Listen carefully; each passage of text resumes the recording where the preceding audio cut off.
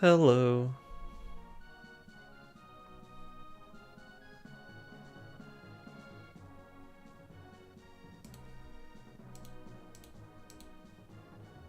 How are we doing today?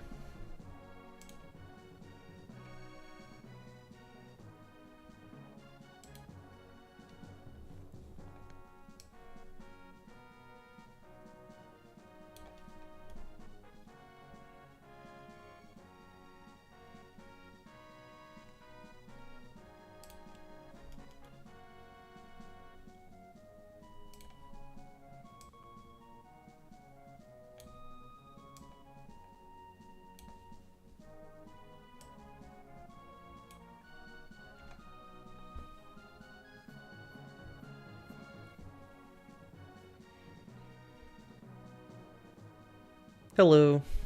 Good to see you again. Read you again. However.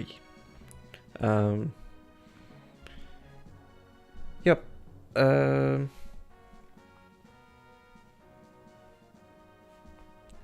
Saturday is here again. Got stream started a lot later than I was hoping, but here we are. We're definitely gonna finish off the last leg of chapter 1 today. Just have a couple names to get through. And then after that, since I got such a late start, probably just gonna be streaming for 2 hours. At most, probably. So we're probably just gonna finish chapter 1, show off the translation for the introduction of chapter 2, and then run through the arena, because as we learned from what was it, 2 streams ago, arena can take a while because that's like 10 plus names. No, because it's 7 rounds of the arena, and then add like 1 or 2, like 1 to 3 extra names for the archers, because they get to be special. And yeah, you get like 10 names.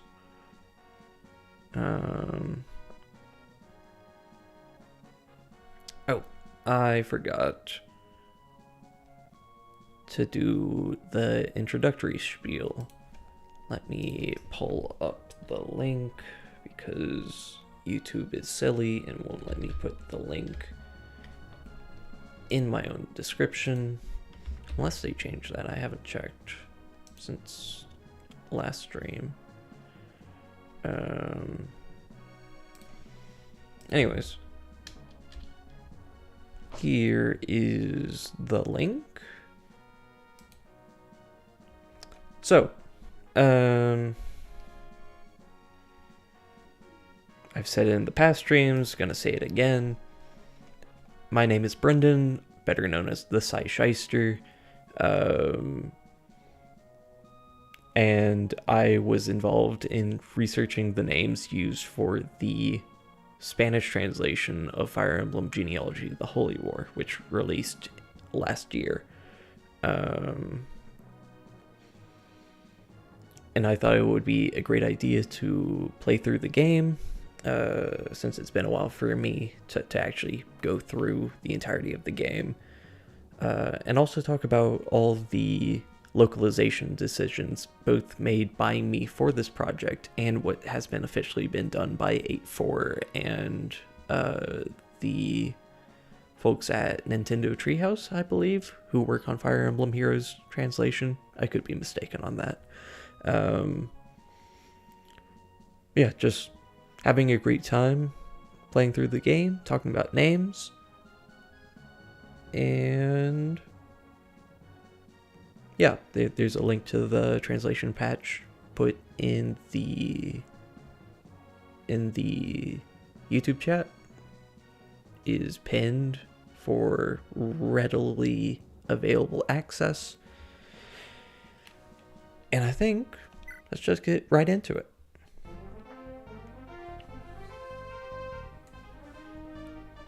Does audio balance sound good, by the way?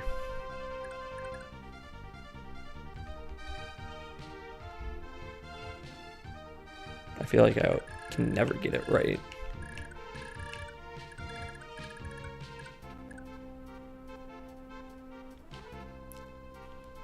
So last time we went through most of chapter 1.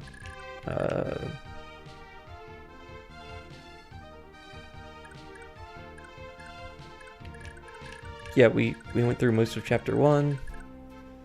Just have to seize Marfa. I did try to get Azel through a couple more rounds of the arena. He is too slow, and I don't feel like grinding through arena.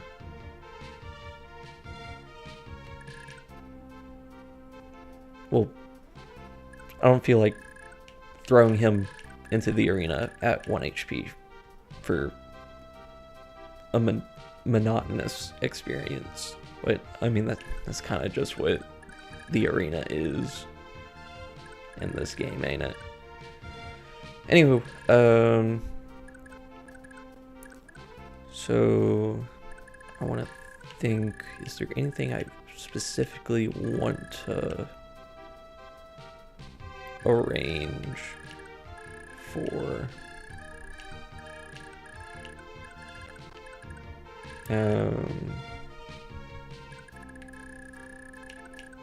This is just Golden Disc Village, if I remember correctly. No silly business going on with villages giving unique items. That's a chapter 2 thing. I need to make sure that I get legs over here for the secret event. Since the chapter is mostly wrapping up and it's just taking out Sandima, recruiting Jamke whenever we get to the Spirit Forest. I don't really need too many people, so it's probably a great time to be making use of Ethlin and Edane with Warp and Rescue to get them some good experience.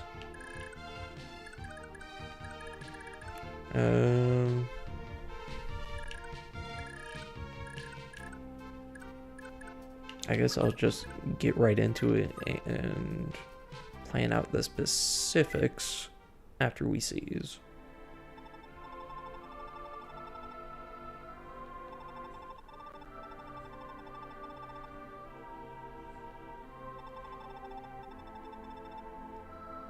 I don't think I said it in the earlier introductory preamble, but since this is a new translation, even if this is very much a stream catered more towards the English speaking crowd, I still would like to show off the efforts that have been made to translate this game into Spanish.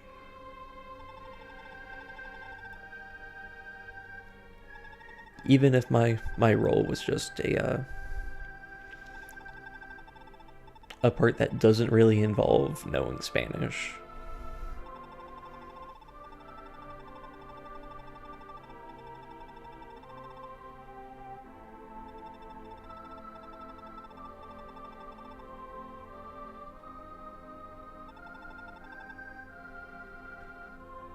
Oh. Sorry, I missed it earlier. Good to know that everything sounds good. Because I've definitely had streams where I was too loud and had streams where you could not hear me, so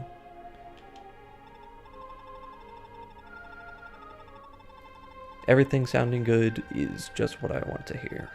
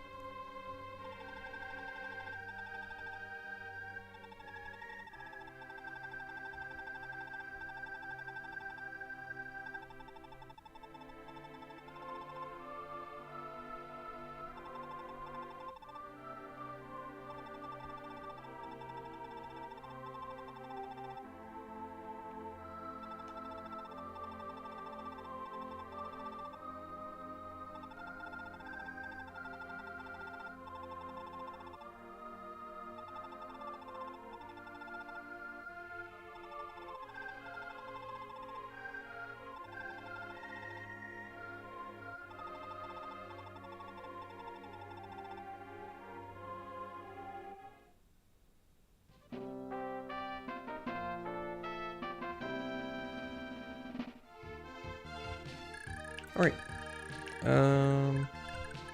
Let's plan out how we're gonna handle this. Ira, like I said before, I want her to get this village.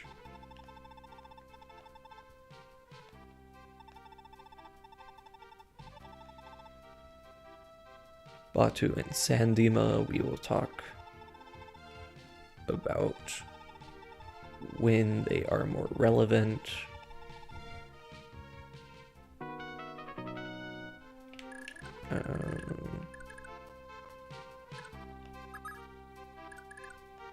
I'll have run up here.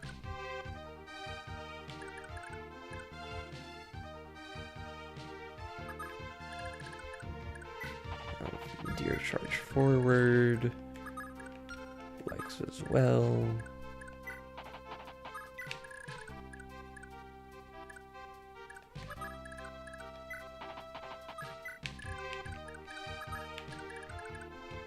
And I can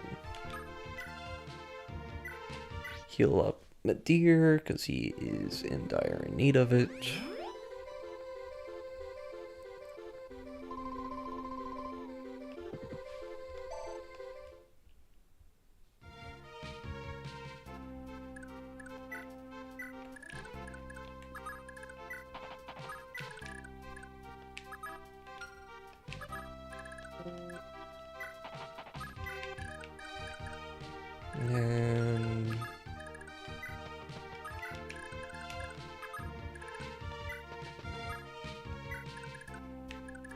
And I didn't think that through. Because Dew probably wants to stay here. You can hand off some money to someone who needs it. So I don't want to use Warp. I could Warp Arden. It's not like he's gonna make good headway in the forest. What's he at? Level 6. Not great.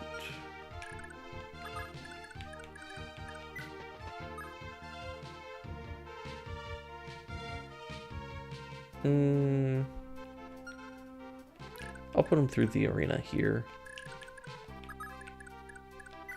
For now, I guess.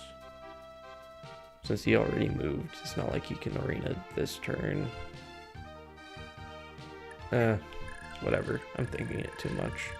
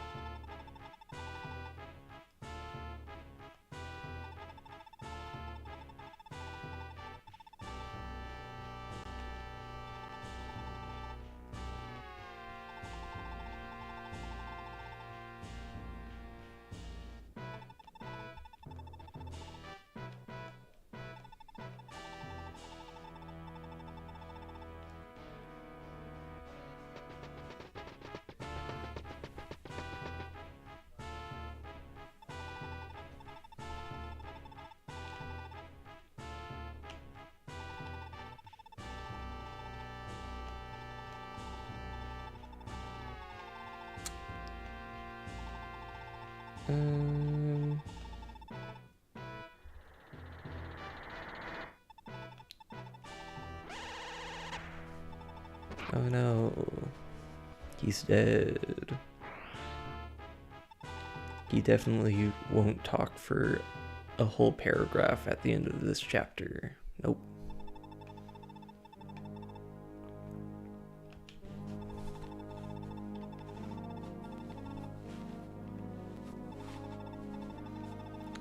Here's Manfroy. We will talk more about him a lot later. There is a name of our interest coming right up.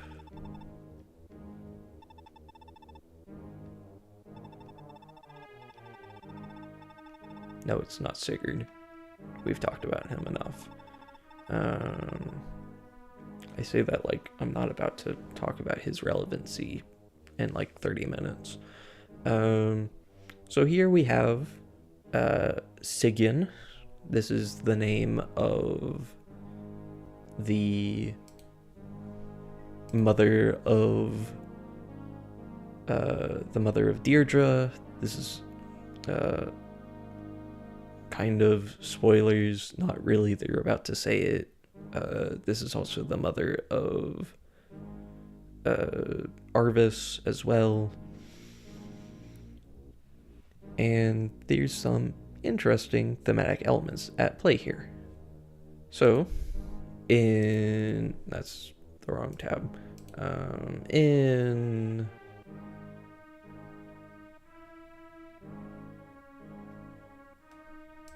There it is. Yeesh. In Japanese,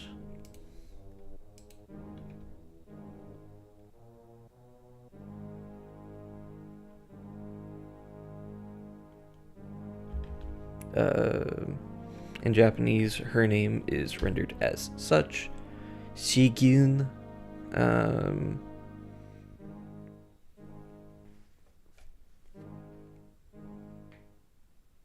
And yeah, this is just how you would expect the name Sigyn to be rendered. In Norse mythology, Sigyn is the name of the wife of Loki, the trickster god of the Norse mythology. And kind of spoiler, not really spoiler. Okay, not a spoiler at all.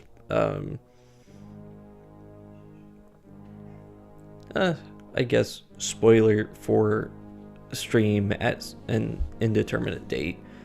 Loptus, the Lopt part of the name at least is derived from another name for Loki, and you'll find a lot of names, not names necessarily tied to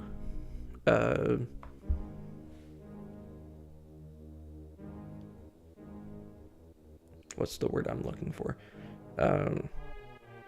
Not necessarily names tied to Loptus and the Loptus Church, but names to various names tied to Loptus, I'll just put it like that, will relate to Loki as a character.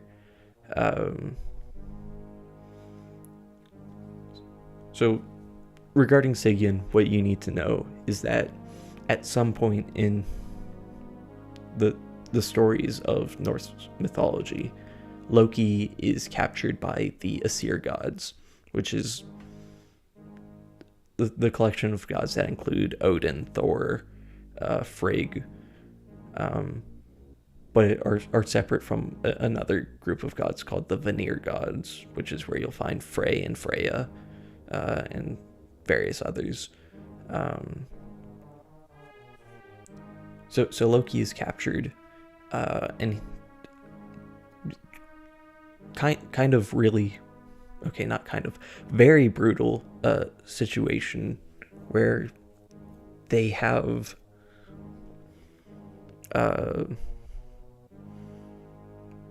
Loki bound up in shackles that are made by like the body of his own son. Wild, don't know why it had to be that intense, but they certainly said that's what they wanted. So Loki is bound, and one of the goddesses by the name of Skadi, which if you played Fate, specifically Conquest, you'll maybe recognize that name. She places a snake over Loki, and has it just constantly dripping venom off of out of its mouth and onto Loki. And this is where Sigyn comes in.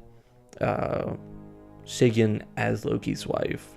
Unfortunately, this is basically all we know about Sigyn, but she, in wanting to protect her husband, she holds a large basin between Loki's head, or Loki's body. I can't remember the specifics. I think it's just over the entirety of his body, and not like it's targeting just his head. But I digress. She holds this basin between Loki and the serpent to capture all of the leaking venom. But whenever the basin she carries can no longer hold more lest it overflows, she has to step away and dump out all the poison, leaving this small window in which Loki is left vulnerable.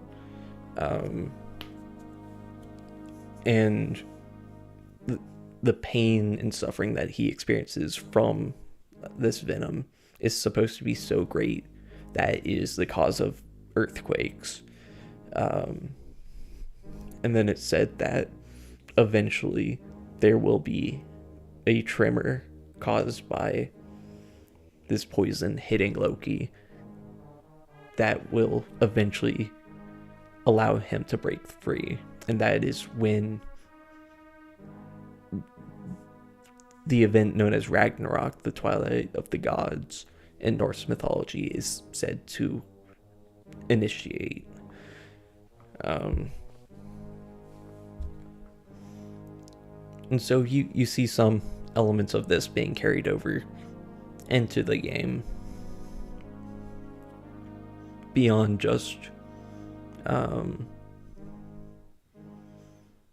the loose connection of Loptus, Loki, and Sigyn. That Sigyn is this character who, of course, we know very little about her, but she is someone who, I'm trying to say this without it coming off like that weirdly obsessive group of fans who are like, oh yeah, everything in FE4 is Sigyn's fault, just like everything in FE3 is Nina's fault for not loving hard, and trying to avoid stepping into that area, because I definitely don't subscribe to any of those ideas. But it is by Sigyn that she has two children that are able to be manipulated by the Loptus church.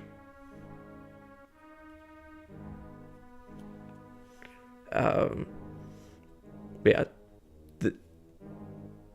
that Sigyn, in trying to live her life, is able to be twisted into a way that can be that is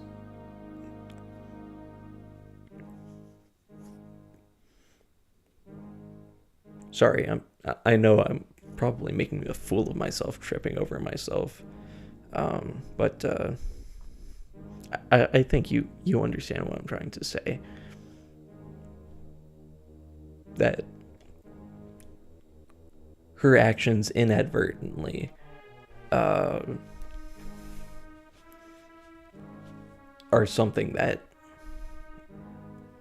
a malicious group is able to weaponize, I suppose. But I think that's all there is to say about Sigyn. She'll probably come up again in regards to other names that we will get to later.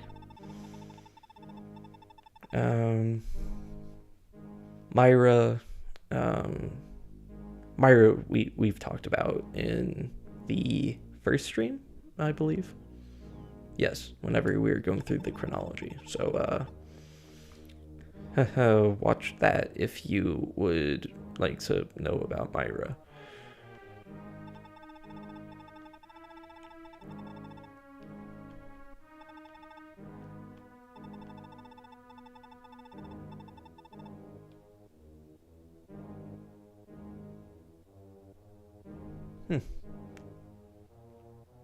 I don't know if I've talked about this. There is some inconsistency, but both. Well, I know for certain that there's an inconsistency in the Japanese in regards to names given to Loptus, where they'll bounce between, I guess, like a full name and a shortened name. It's not really an elegant and probably not necessarily an accurate way of putting it, but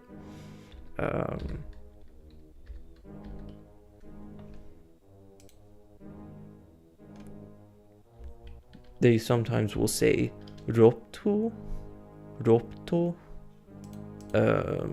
or just Lopt, Lopt. Why am I not in the text box?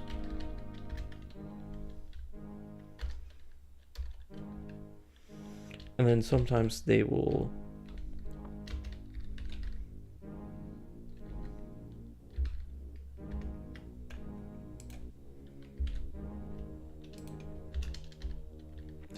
write it out as Roptosu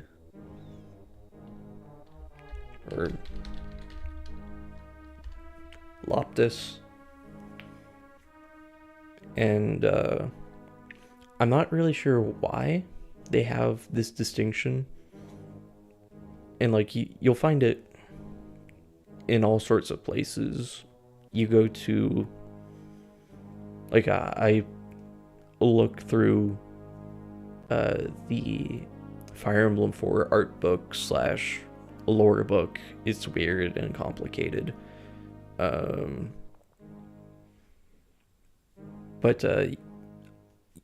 you'll go through Fire Emblem Treasure, that book I was talking about, and like it feels like more often you'll see it written Ropto, but every now and again you'll find Roptosu. It's weird, and there are occurrences of it in the game as well.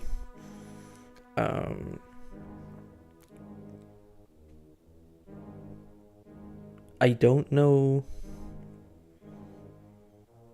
how it's necessarily been handled in official localizations.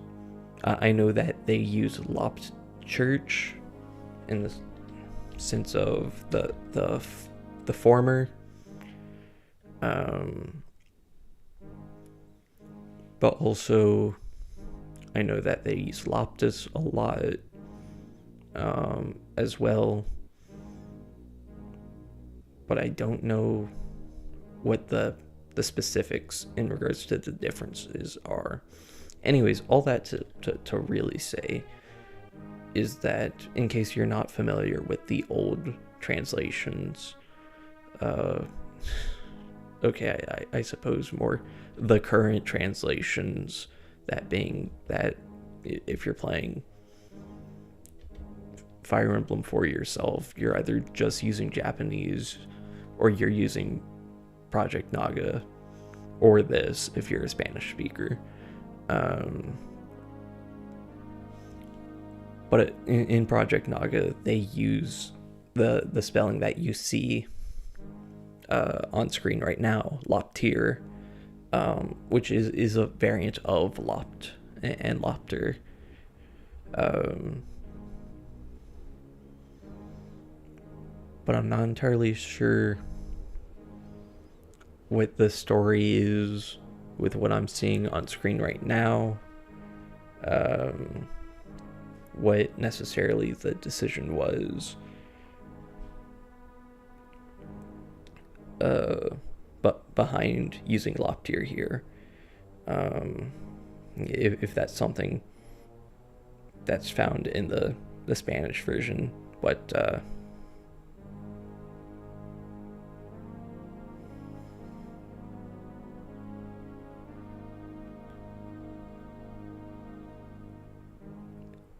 well, yeah, it is.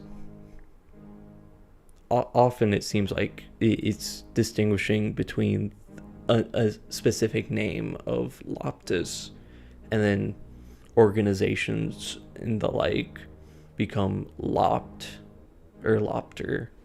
But simultaneously, I don't necessarily know if it's was being translated right here, but I know it's common to say like Lopt God, or let me roll.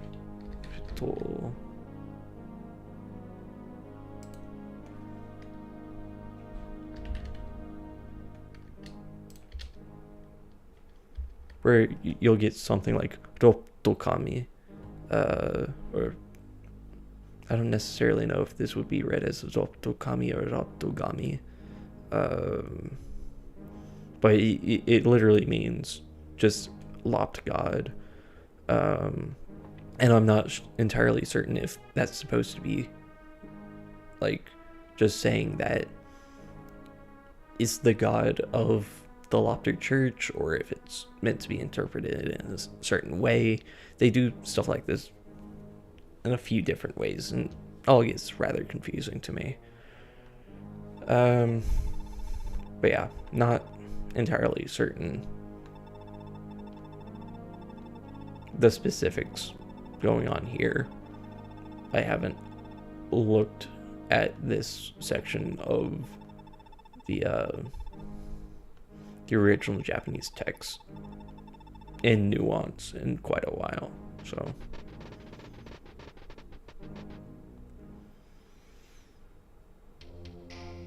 anyways, all that rambling to actually get into the gameplay. Sorry about that.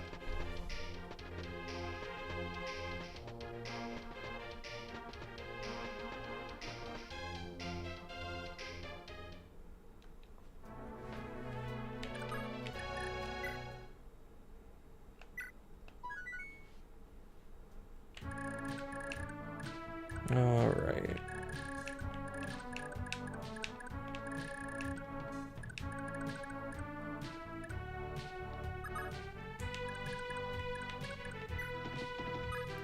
Now we do the fun part of wading through the forest. I'm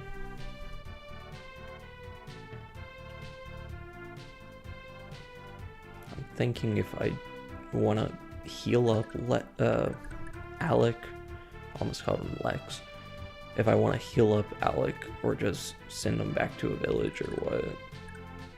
Village? Castle. My brain's been kind of weird today.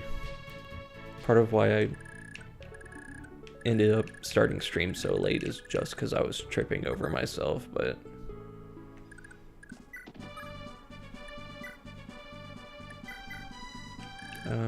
actually I forgot to check. What inventory do we have here? I know that there are some hand axes. Is it just the guys in the back? Or am I just flat out wrong? I'm flat out wrong. Sick. No? No. Okay then. You can trust on me when it comes to wacky name shenanigans. And even then, I would say don't trust on me. I'm just one guy who does silly things.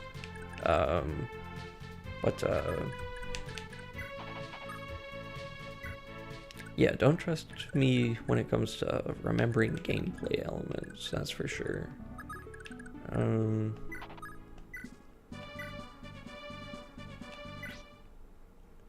We can heal up Lex here.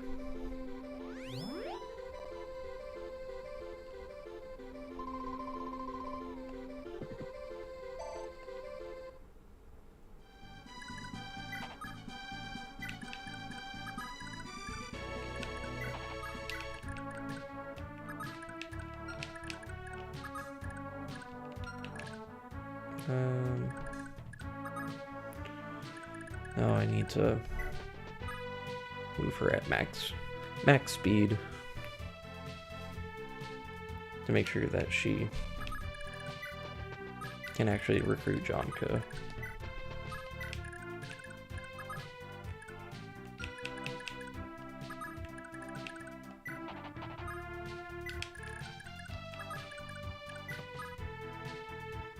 How about we have a little fun with Arden, huh?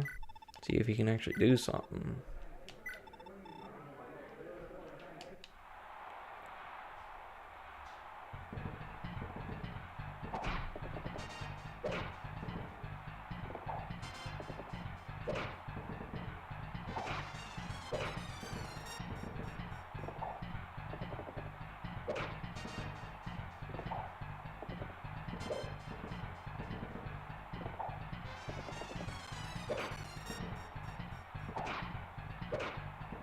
Arden, please. Yes, that's my guy.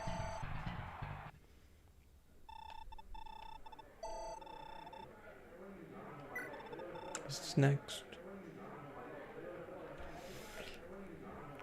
Arden.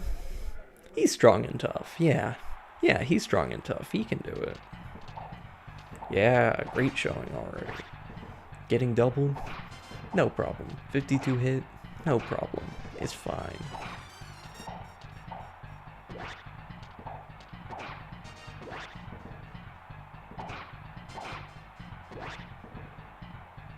That's my goat.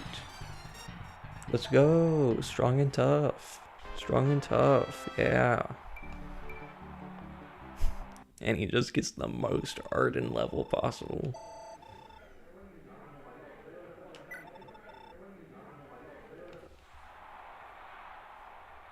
Baka's free. Absolutely. Look at that. Hit rate's phenomenal. Damage, fine. Arden, strong and tough. Every time.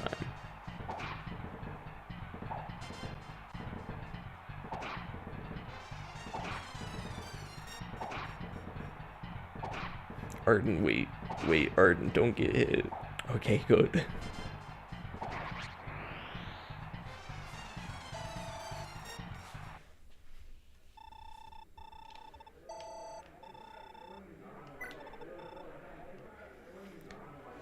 Elwyn Mage, Speed Ring, he'll be fine. See, dodges the first attack. He's fine. The one defense did matter. The one defense did matter. Unfortunately, it will not help against a Wind Mage that he cannot hit. You know what? You did your best, Arden. That's what matters. You did as Arden as you could. And we love you for that, Arden. We really do. Anyways, back to the forest slog. The crawl.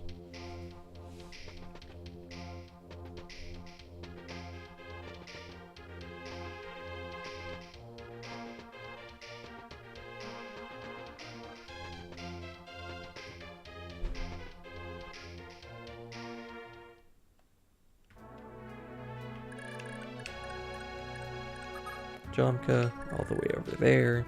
Idane all the way over here. We'll be fine. Nothing will go wrong. Also save. Don't want to lose that Arden level, am I right?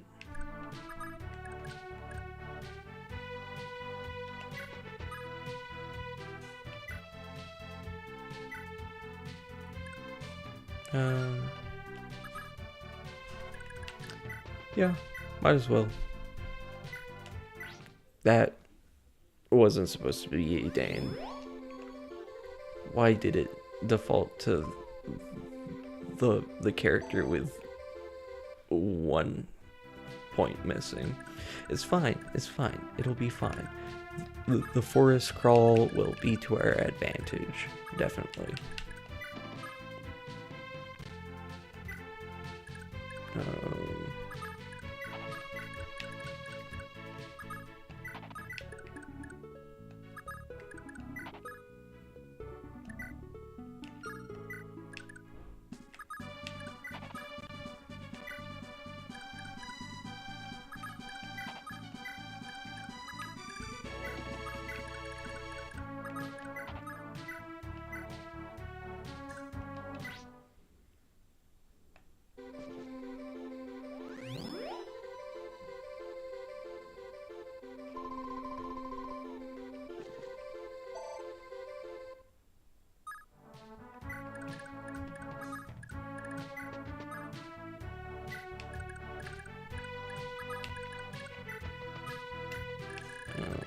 Don't forget Ira. Actually, now's probably a great time to run Ira through the arena anyways. We're back on that arena grind.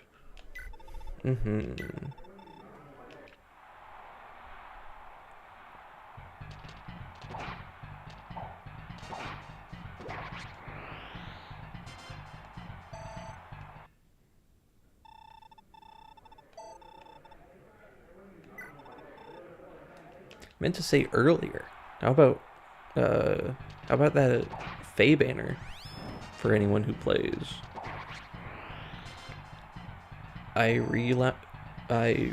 re-downloaded the game just so that I could look for new localizations. I kind of zoned out on that level what happened.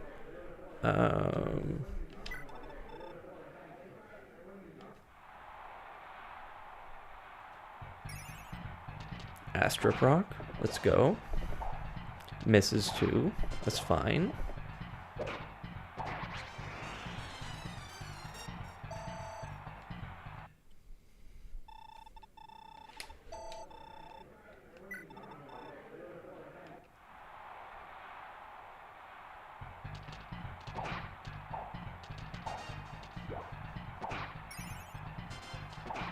Another Astroproc. Actually gets it. Thank you. Otherwise, she might have been in big trouble. Axe Fighter. Free. Axe Knight. My mistake. Yeah, free.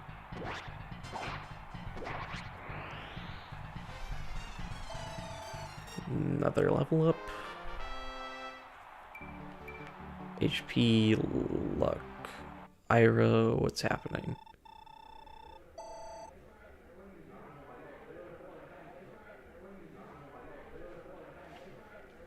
I mainly just focused on taking care of the going through Edane's forging bonds.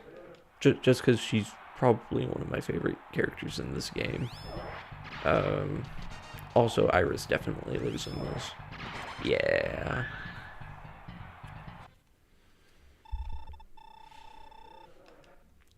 Anyways, moving on.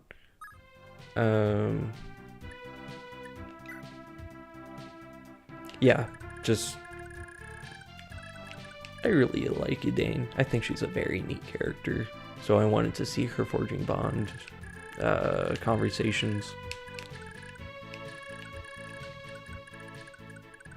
To be honest, they weren't really great, but I mean, what other Edane content am I gonna get in the year of our Lord 2025?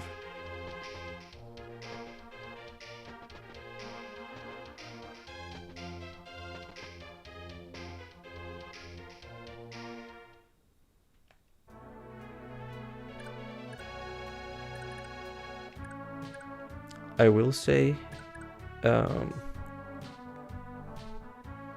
for one, Ling is the official localization for Edain and Bridget's father, instead of him being called Ring like we used to say, which is interesting.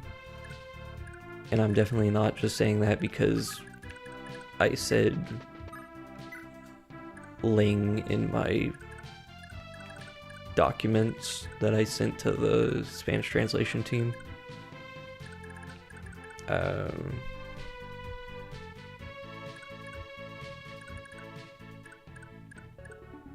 Yeah, that's something. Also, I guess I need to actually prepare for dealing with all this. I moved Ira and forgot to save. It's fine. It's fine. Alright,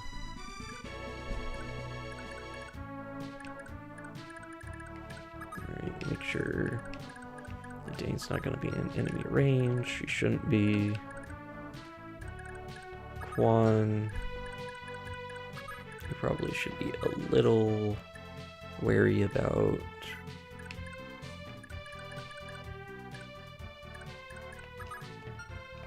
Because what? 22 attack, he has 12 defense, so he takes 10.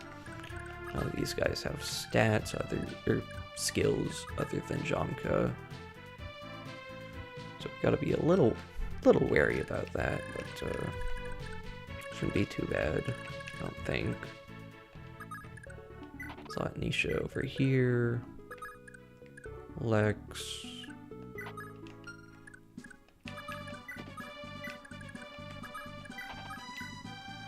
We can do that. Also, I just realized, what's this guy doing over here? What, does he want to get Lex's Brave Axe or something? I don't think he has the good heart needed to be a good soul and true and all that. Okay, so Edain just moves too, so probably a good time to kill up Finn here.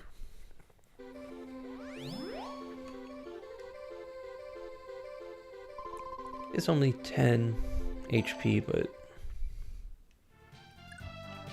maybe it'll be meaningful. Alec, I'll move up here. And Ethlyn can follow suit and heal him just a little bit more. Get that XP.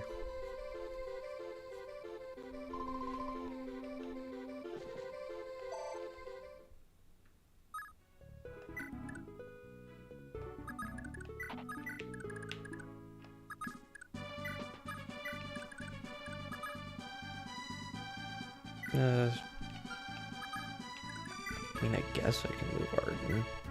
Maybe he can end up going for this village later. I don't know. Moved over there. Oh. I just remembered. I was kind of thinking of. No, I just realized that's silly. Before stream, I was thinking about finding some way to get a Zell back over here for XP, since things up north didn't go too great, but that would involve sending a Dane back to Evans, which is the silliest thing that I could do. Okay, Quan. Very nice level.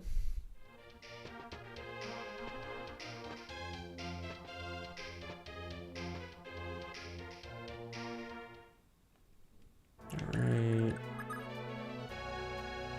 Jamke's still a ways away. Not very concerned.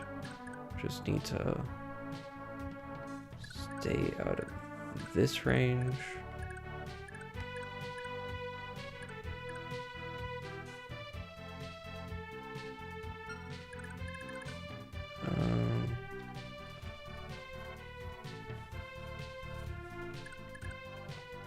I guess I can just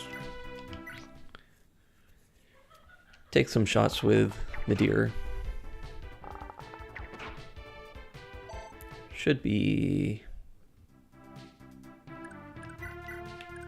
who do I wanna finish off with? Lex, probably not. What's your defense? 8.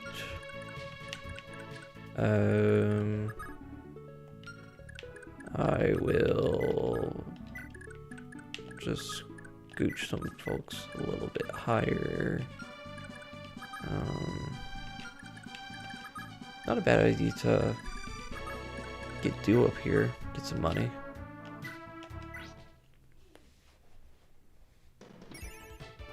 Yeah.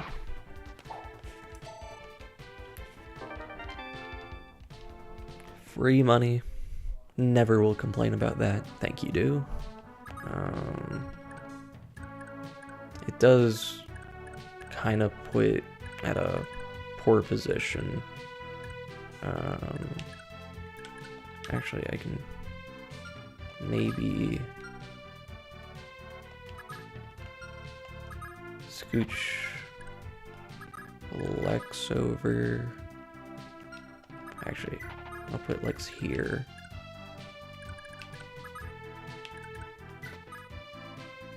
Move it Dane.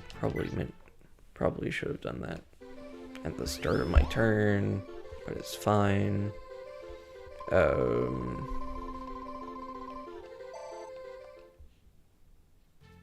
And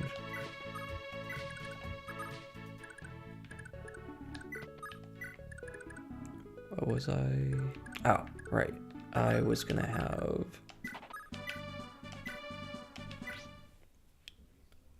Finn do some javelin practice. Gets another kill for the javelin and a level.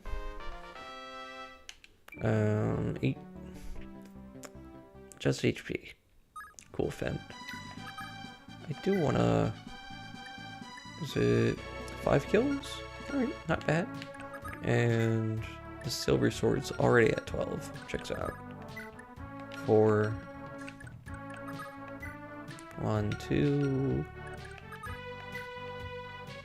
All 6 of those are from doing arena. Pretty sure. Don't arena kills count?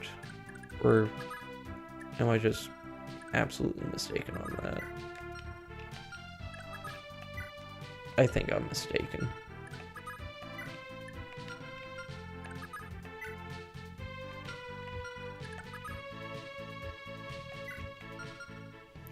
Anyways,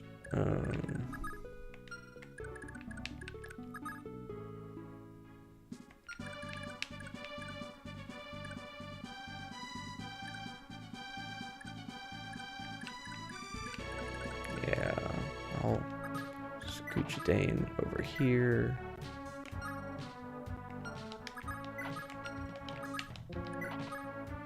Just wait for now. And we'll end off.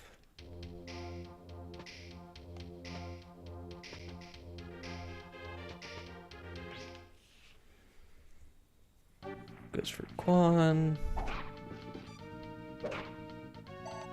He'll be fine.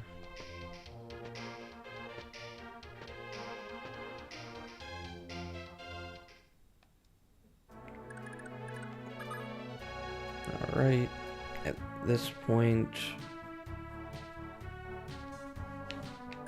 I can save first, since I forgot last time. And I'll want to start backing off with folks, I believe, so they don't get killer bowed by Jamke.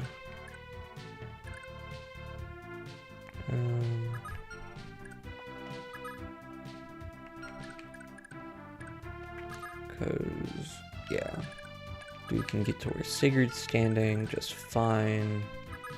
have him back off a bit. Get you to slip on over here. Steal some money. Get a level. Everything Do needs. Alright. I think Du's just getting himself prepped up for that wind sword that he gets at chapter 3. Definitely what's going on. I suppose scooch Dane up a bit more. Have Quan fall back.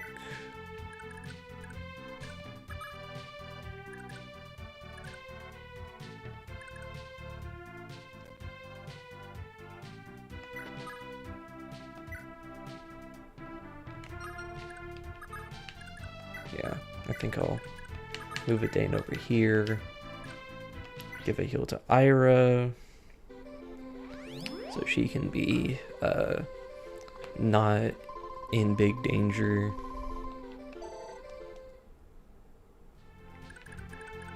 And then probably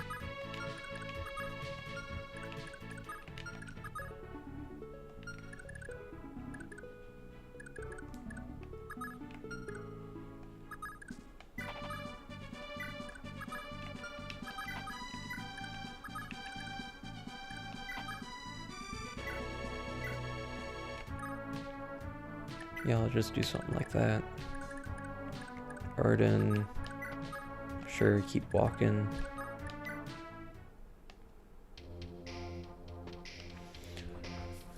And hopefully nothing goes wrong.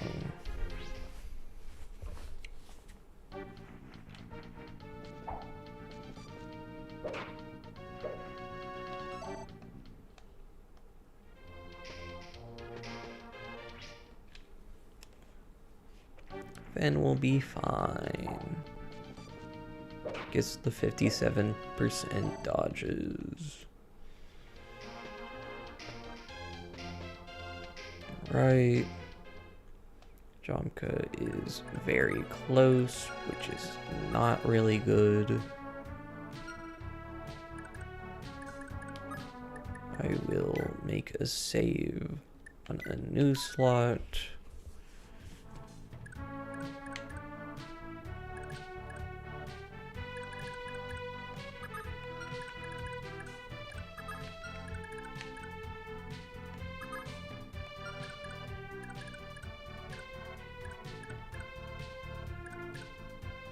I will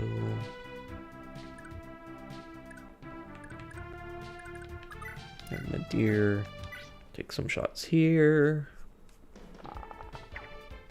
Misses an 84. Misses 2 84s. Thank you, Madeir. I'll have him back off. I will strike with Madeir. This is Nisha. What am I saying? Very cool EXP. Back off and Javelin.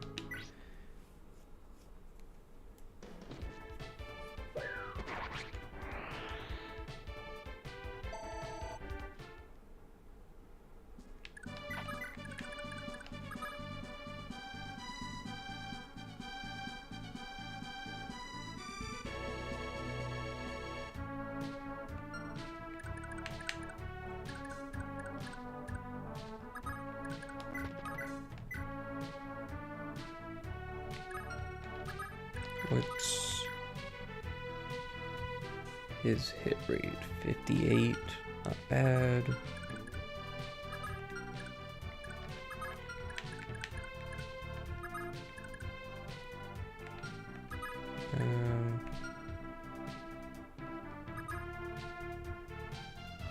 You know what?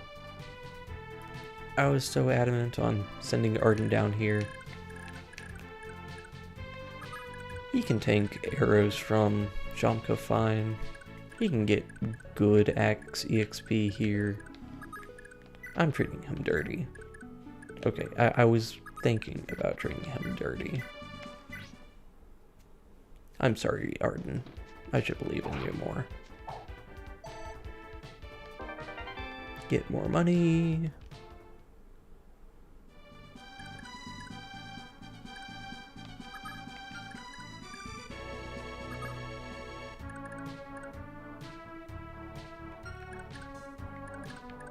Definitely want to make sure that once he's out of range, I think I'll just move him here.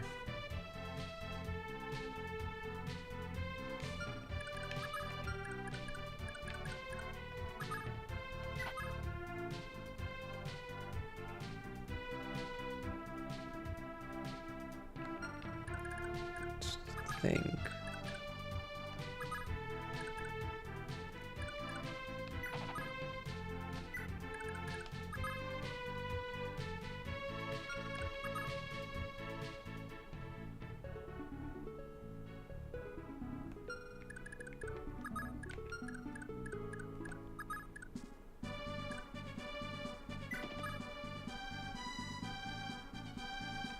Yeah, let's do something like...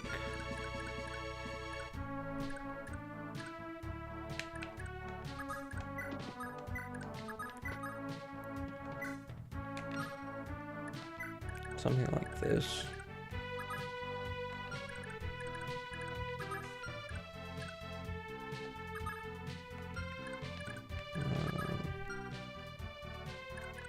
Yeah.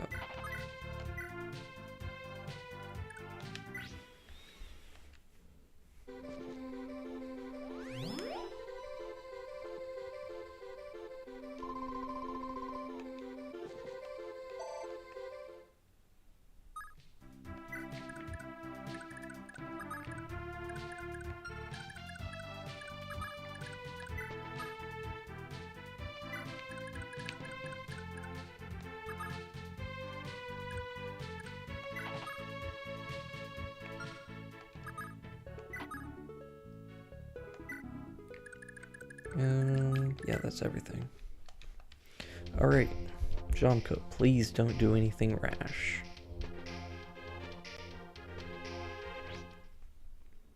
Alright. Surprised he didn't go for Madir, because I'm pretty sure he could reach him. Alright, Finn. I will happily take strength. Strength is a worthwhile stat.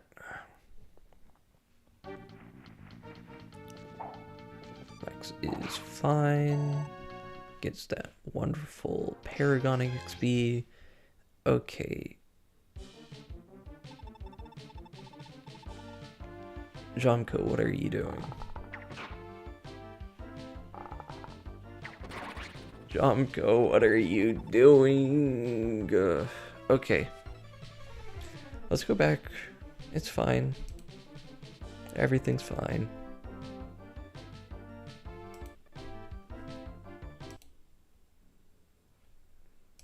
Everything's fine.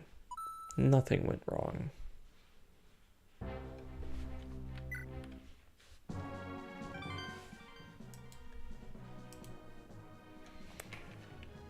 Alright.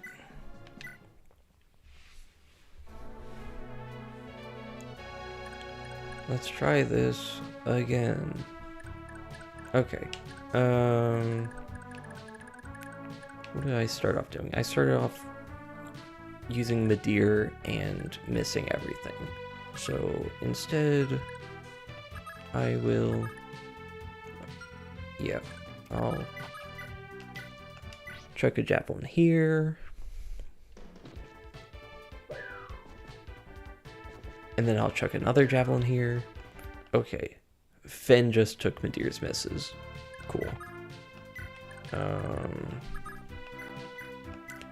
Now, maybe this time, Madir can actually make contact. You'll love to see it. Set up a kill for someone else.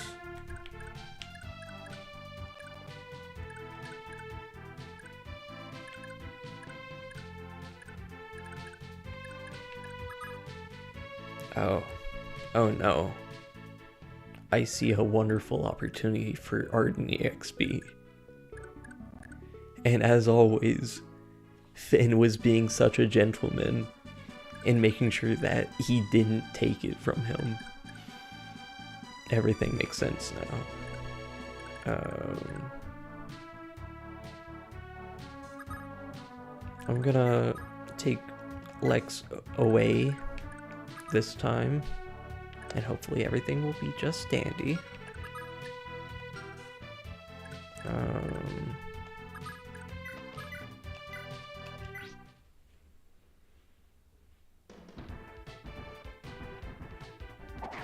Thank you, Arden. Very cool.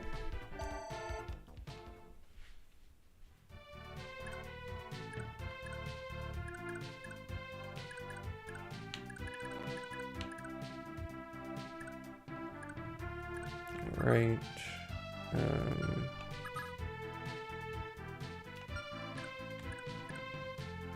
We shall scooch do over here, grab some money.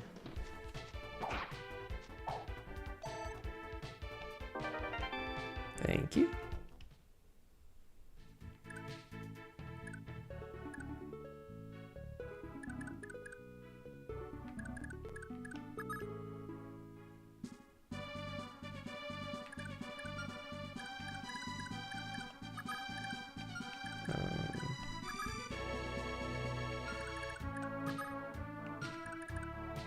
I think I will have Dane come over here.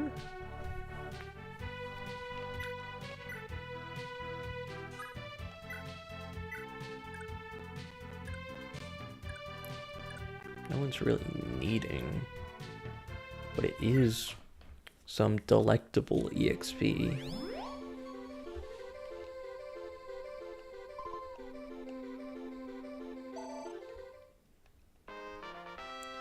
Level up, HP, speed, magic, luck. Alright, very fine with that. Let's see if we actually get to keep that level. Yeah, I can give Nisha a kill here.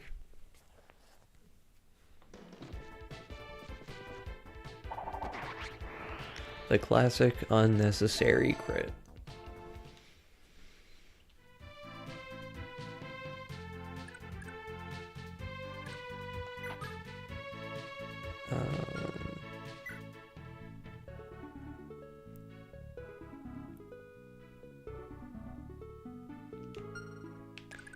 Yeah, I almost left him there. I should probably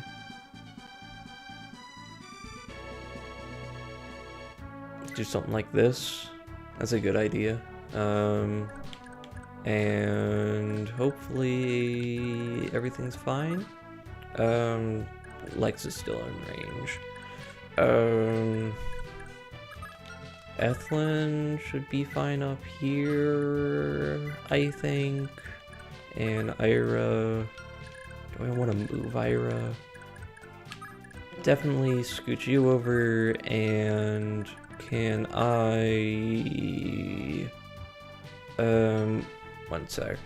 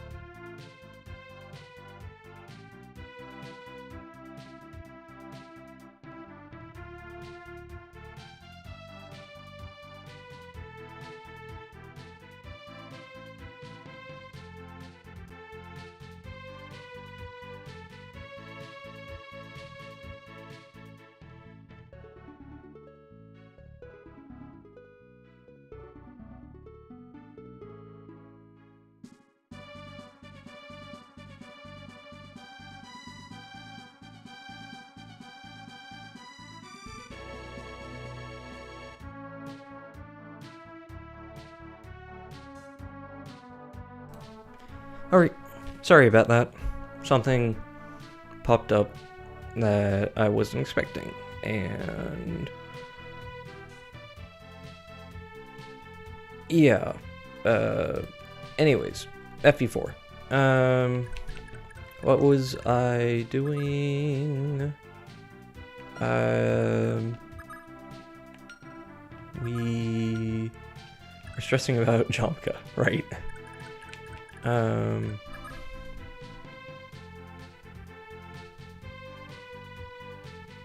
Might not be a bad idea.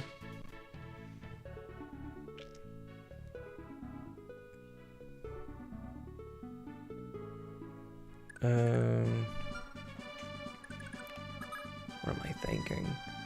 No. We want Jamke to move somewhere closer, like here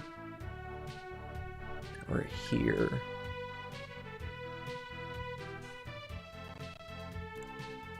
So Dane can reach him.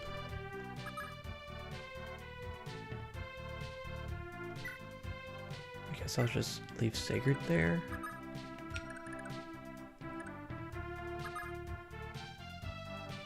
No.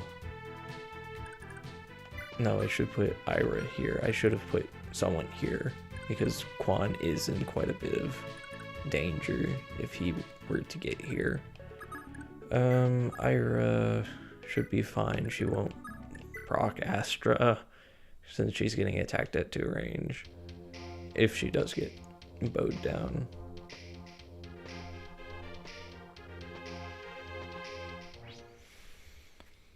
But first, fighter with 0 hit.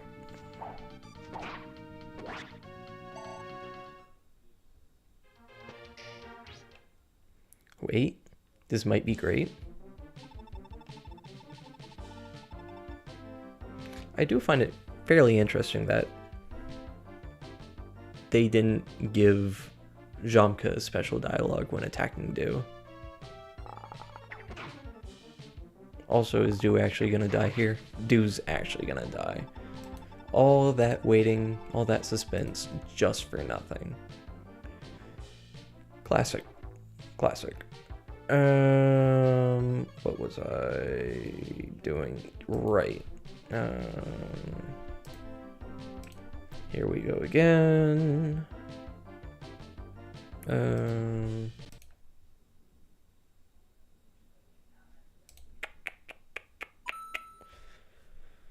Fire Emblem 4. You love it, you hate it.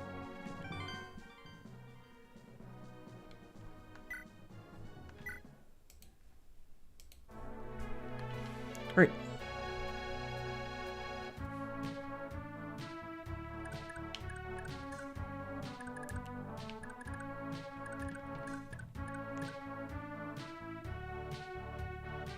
So what did we learn last time? Throw a javelin so you don't hit. So Arden can get some lovely, lovely dinner.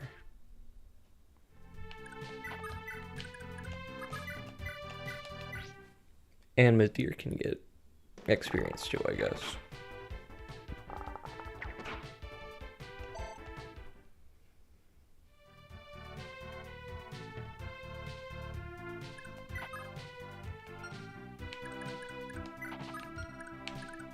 Alright. So.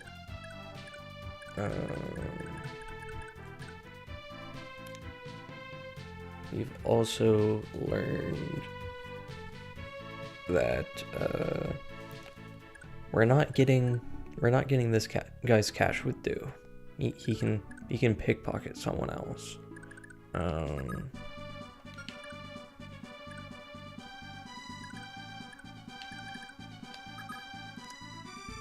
It really was a mistake to drag Alec all the way over here. Having Niall to nullify critical critical, accost, adept, procs. That all would have been very nice. But alas, I didn't think that far ahead.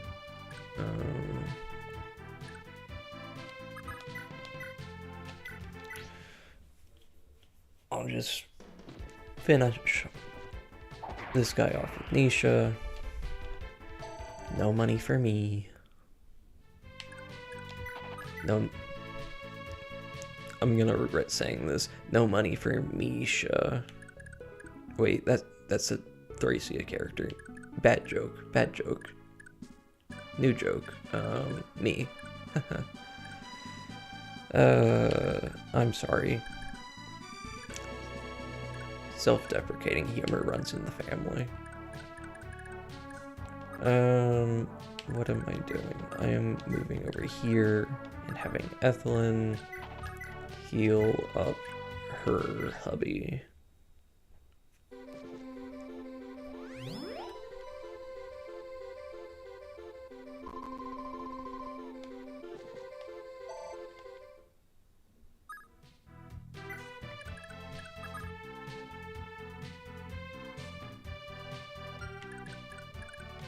And we're gonna have Dew fall way back. We're gonna have Arden, not Arden, oh.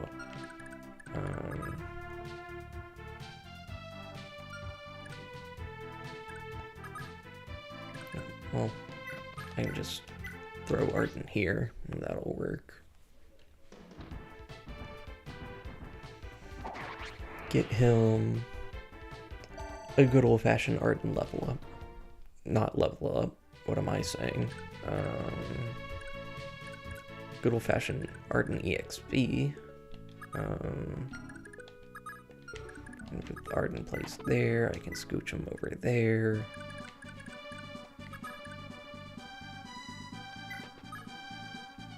Ira can sit there.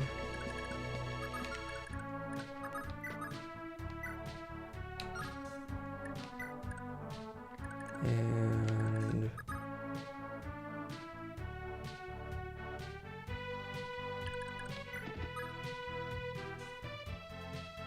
yeah, that's an idea.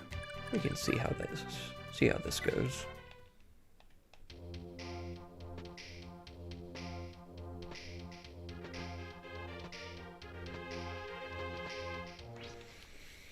Yes. Give XP to Arden. 1 XP more. Ethelyn, you're fine. You're fine, Ethelyn. 52 hit. 52 hit is gonna be fine. It's gonna be fine. Yes, 1 dodge. And 2 dodge. Let's go. Right. That is basically perfect. So let's save.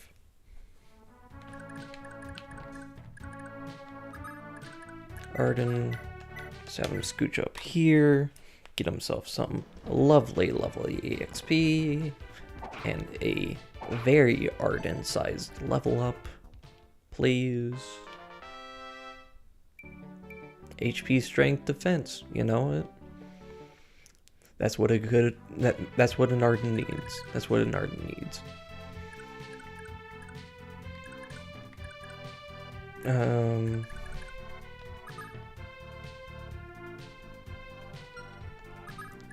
I'll just leave Alec over here so he can deal with this guy.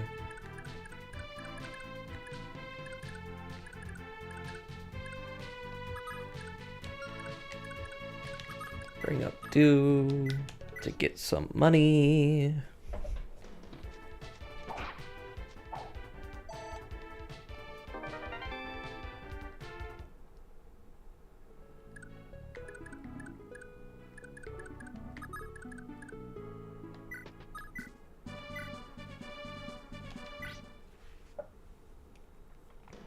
Ira will continue to do Ira things.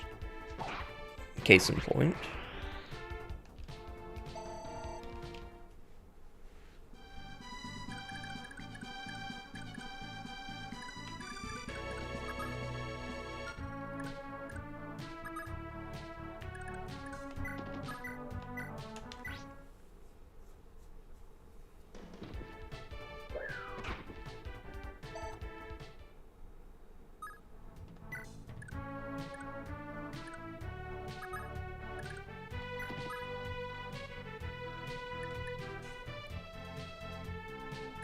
Just wait with Sigurd. And now we get Jamke.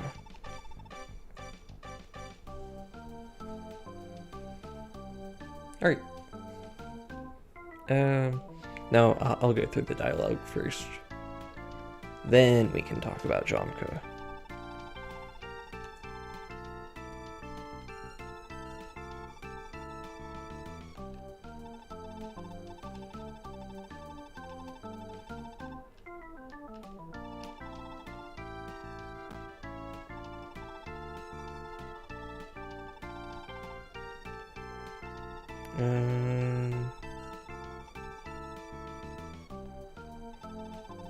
I was gonna say something and it left my mind as quick as it came, so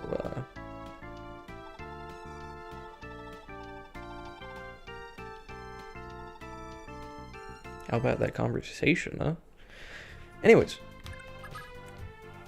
with that we have Jamke, the guy who looks really promising until you remember that he's footlocked in FE4.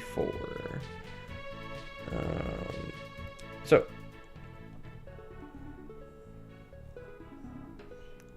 Jamke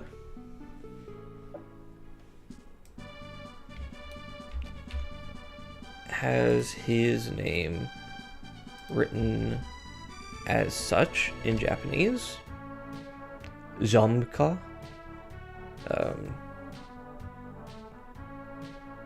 If you've wondered why I've always said Jamke and not like Jamke or Yamka or whatever pronunciations you've heard, it's mostly just to match the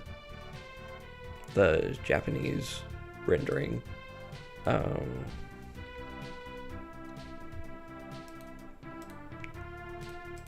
He gets his name from a part of the world we've yet to talk about when it comes to FE4. We're talking about the Mongols today, as Jamke gets his name from a fella by the name of Jamuka. I'm not necessarily sure how the inflection goes, if it's Jamuka, if it's Jamuka. What matters is that he was a very important Mongol leader, and also was a blood brother to a guy by the name of Temujin, which you're more likely to know by the name Genghis Khan.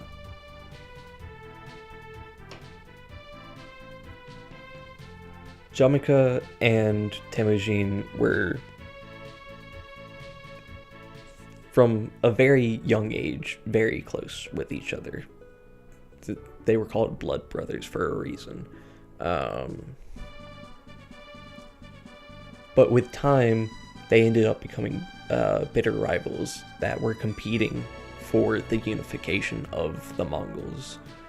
And of course we know how this conflict ended up progressing. But to be diligent and shine the light on Jamke a bit more,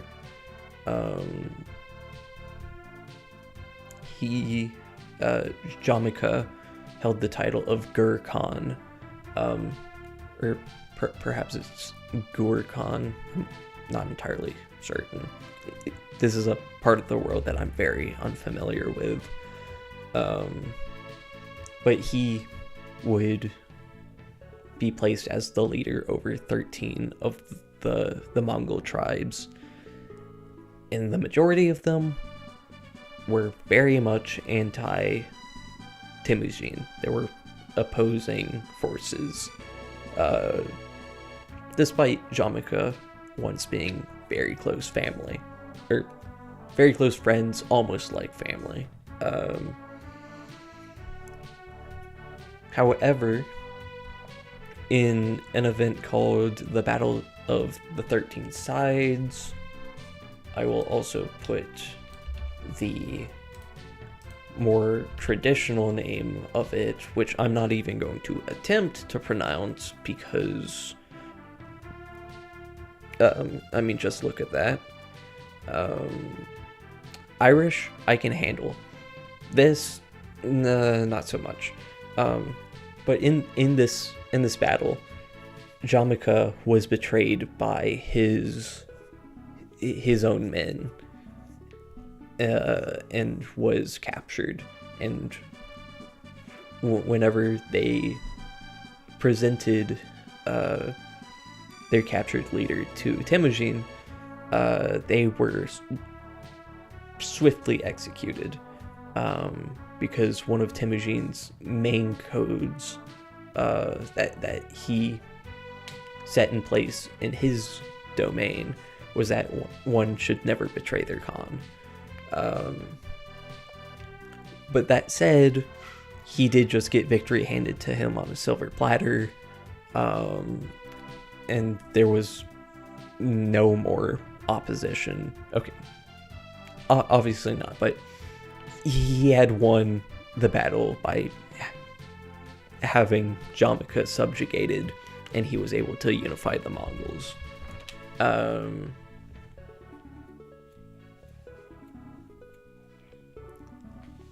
And on the topic of the Mongols, we also have Jamke's father, or perhaps grandfather, we'll talk about that more later, Batu,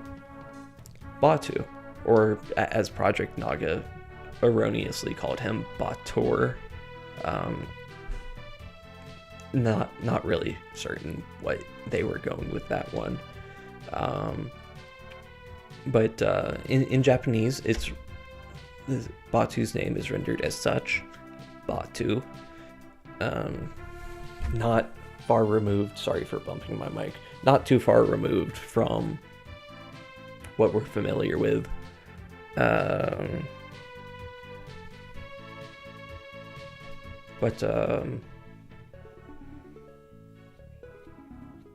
Sorry, a little distracted.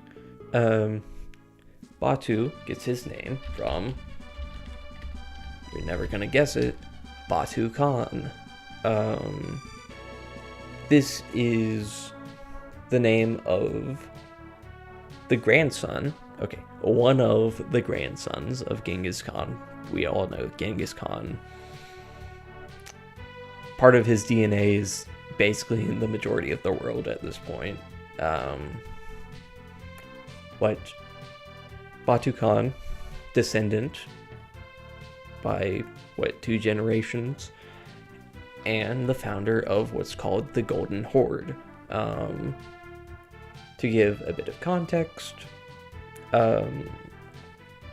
after Genghis Khan's death, the land that was promised to Batu's late father by the name of Jochi ended up getting divided into two lands, one for Batu, one for his eldest brother. And these became the Golden Horde under Batu and the White Horde under his brother.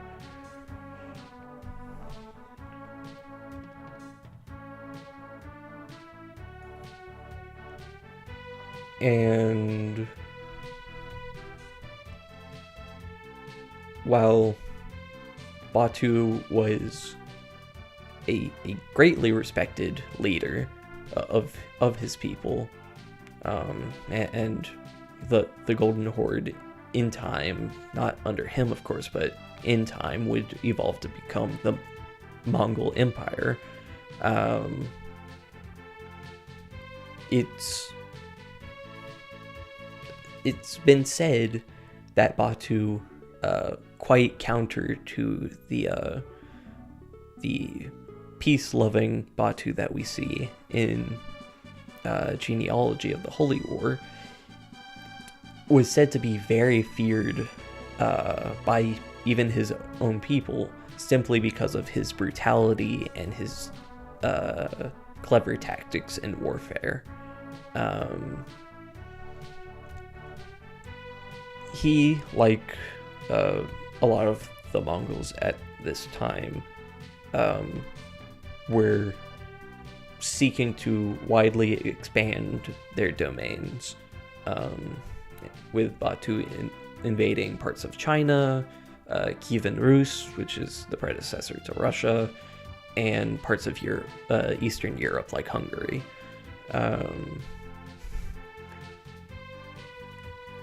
He even had the gall to threaten the Holy Roman Emperor of the time, Emperor Frederick II, by basically just saying, abdicate the throne, it's mine. Surprisingly, not that big of a reaction in retaliation from what I've read. It was kept fairly civil beyond that comment.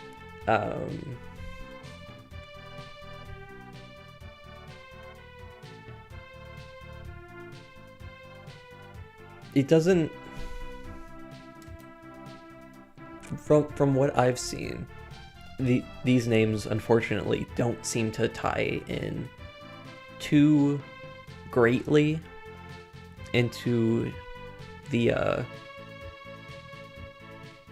ideas that we see in this part of the game. Nor do the names really feel like they have a strong connection with the characters of Jamke and Batu.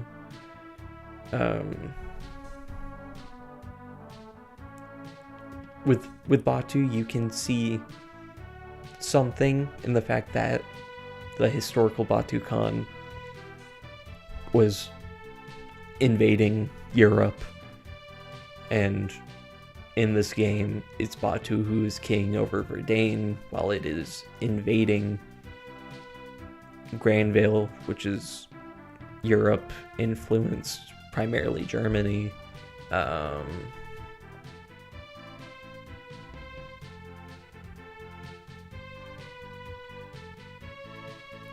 Oh dear. I had something that I was supposed to include in this section, and I didn't. And it's scratching in the back of my brain that there's supposed to be something else here, and I can't remember it. 1 second. Maybe I can remember it.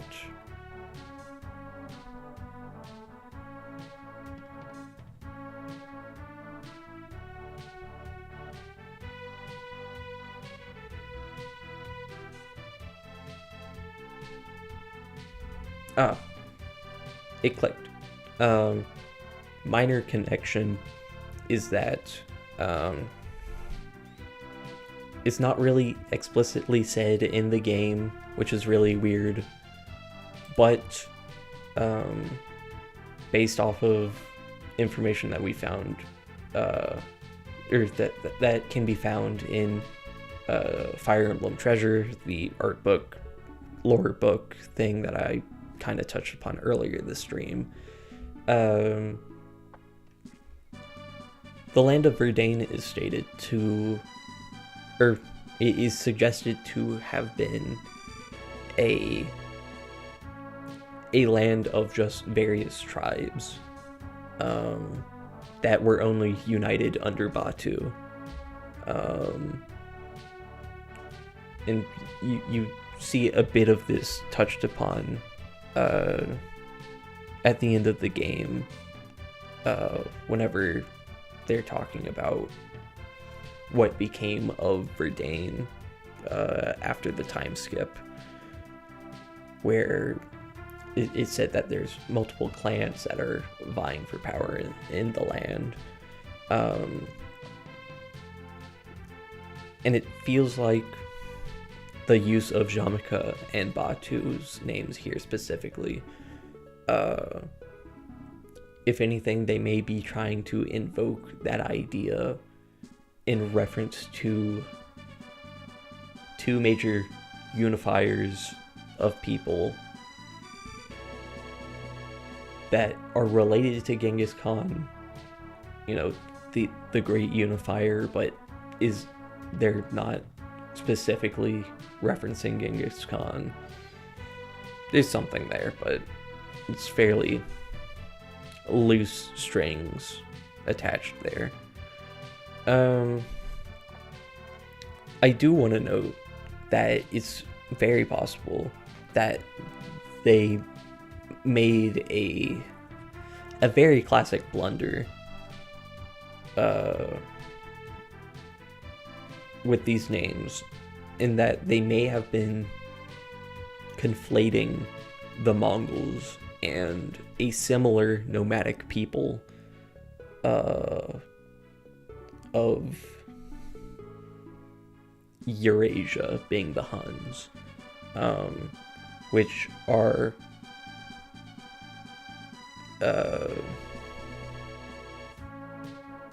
not only did they have their own empire of great stature, but also the Huns, and especially the semi-legendary emperor of them, Attila, is very important in Germanic legends.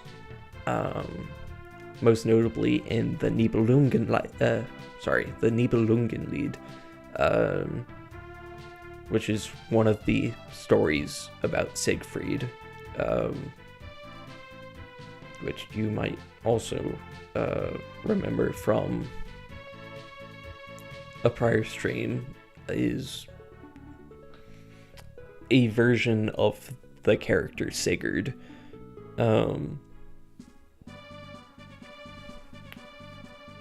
In this adaptation, Attila, or known here by the name of Etzel, is portrayed as a very honorable king, which may tie more into the peaceful, pacifistic elements of Batu. And in the story, Etzel takes the widow, Kriemhild, which was the spouse to Siegfried. He takes her as his wife, and she uses their marriage as a way to set a trap for the Burgundians, in a way of getting revenge for her husband's death.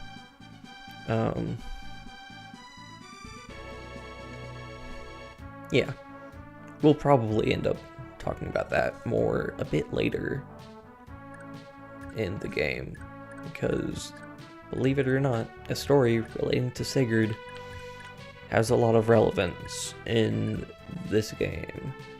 Anywho, let's get back to the game.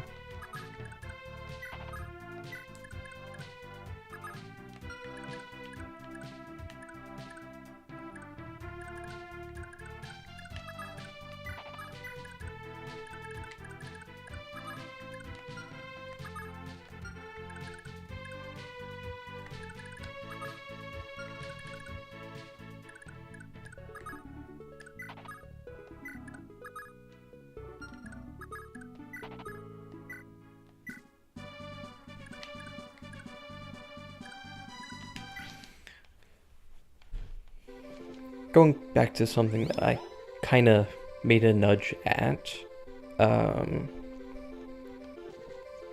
there's been some inconsistencies in regards to the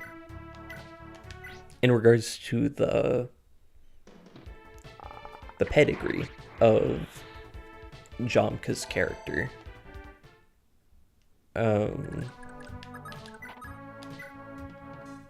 if you look at family trees that have been given in relation to this game, with and if you were to look at the sections for Verdane's royal family, it shows that that Jamke is actually the son of another son, an unnamed son of King Batu. And every now and again I'll find someone who sees that for the first time and starts asking questions. Okay, solid level, Ira. As it turns out, the answer lies in actually being able to read Japanese. Crazy. So I have looked through certain sections of the Fire Emblem Treasure Book, which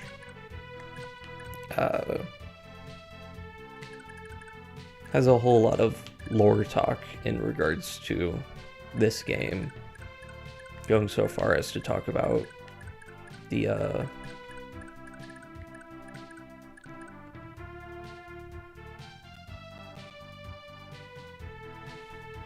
having to go back to sorry, my brain was doing the thing that my brain always does in the stream. Yeah, the Fire Emblem Treasure Book has all sorts of tidbits, information, talking about stuff like the cultures of different kingdoms, what sort of industries are common in different nations. You know, whole lots of unnecessary but interesting parts of the world that they just don't get the chance or have a reason to share in the game.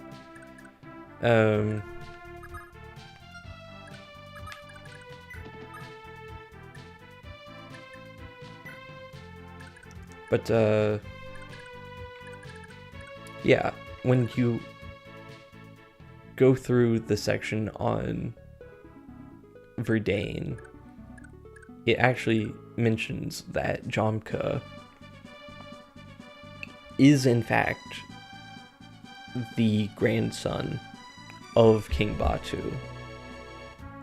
That Jamke's father was the first prince of Verdane, and that he died in some unspecified incident.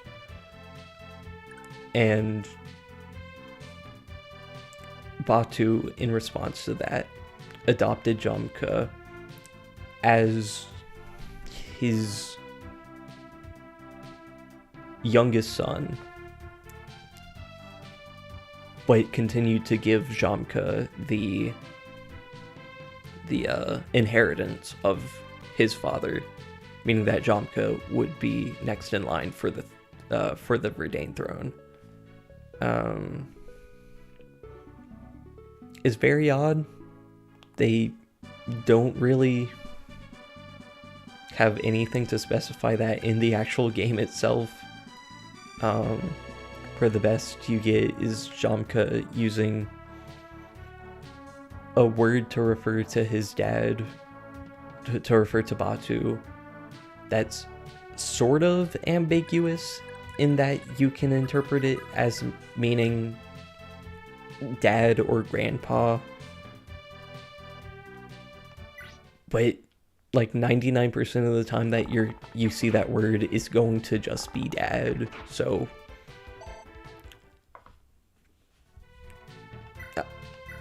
I don't know what the idea was, but That's what the text says in the supplemental book.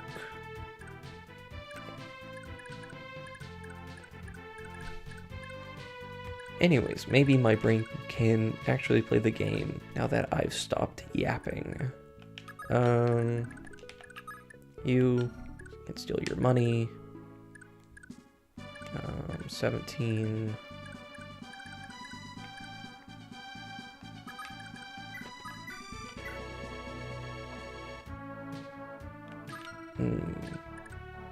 Is there a way to give Arden another kill?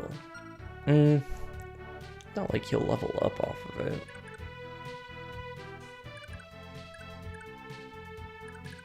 Yeah, I should just...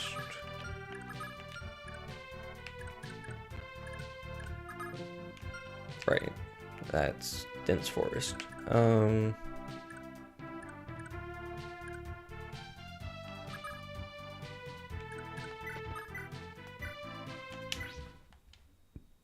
I'll just give it to Jamke. Can always have more kills on the killer bow. Give it some of that delectable sweet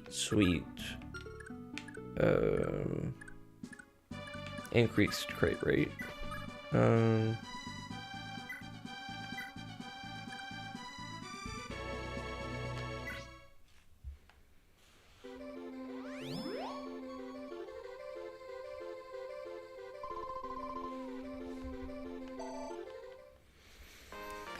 Alright, new Edane level, skill.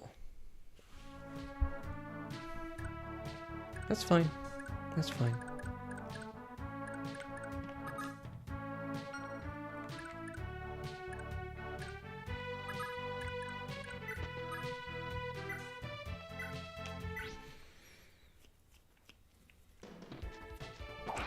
Steal.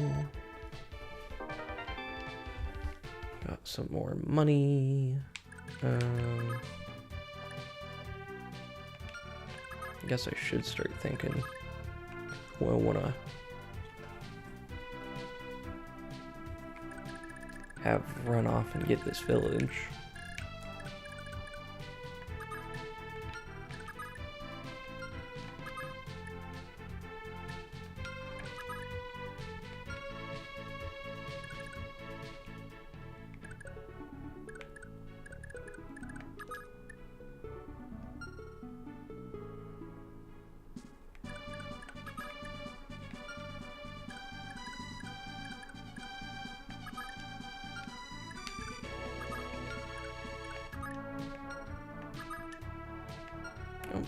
I forgot that Sigurd has a conversation with Edane. I'll remember that eventually.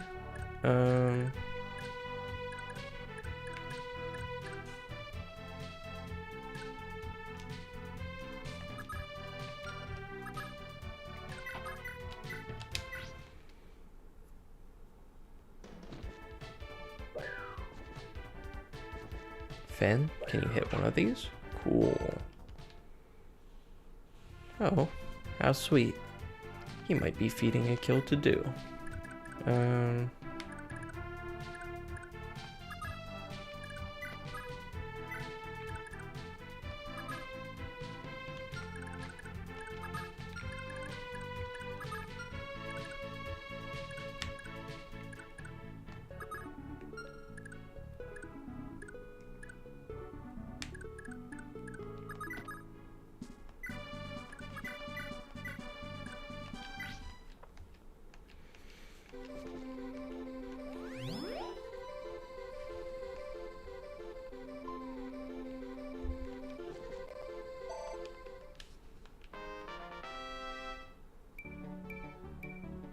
Speed.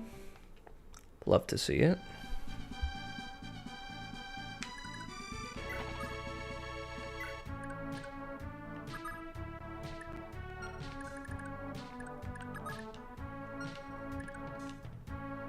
I think I'll probably give that southern village to Nisha. He's pretty low on cash.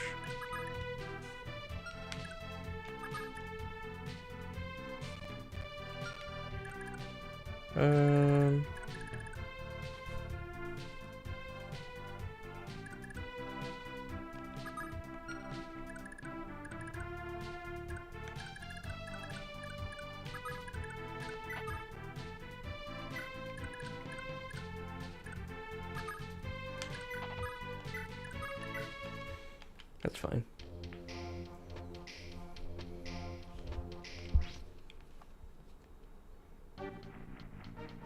Ah, cool mid-ear.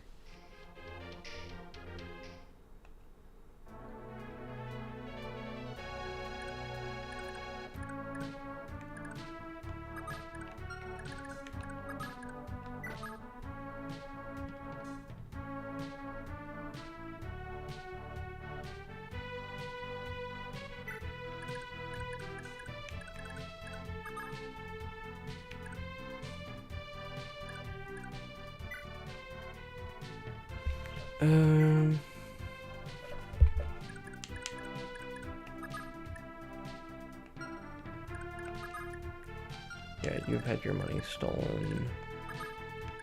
So I guess I'll take Dew over here. And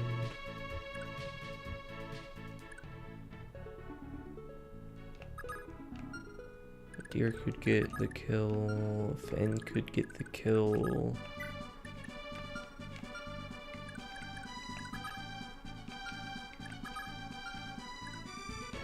I'll give the kill to Nisha.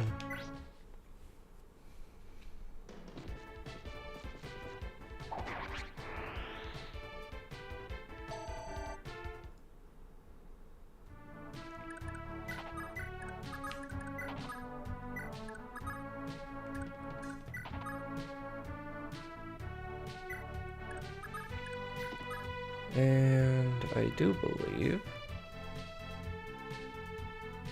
waiting here, it's time to talk again.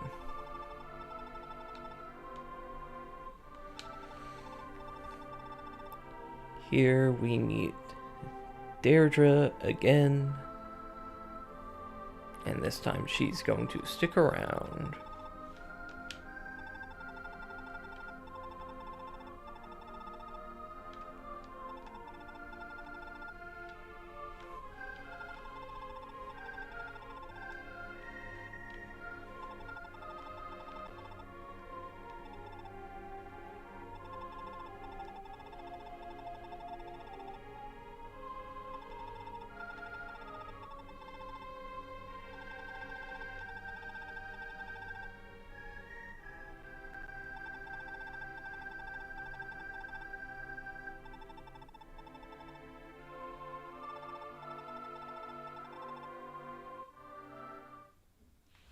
Alright. So here we have Deirdre.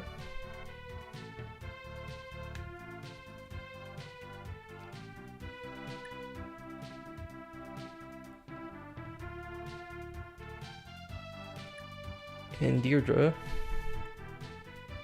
is very cool because her name is very in-depth.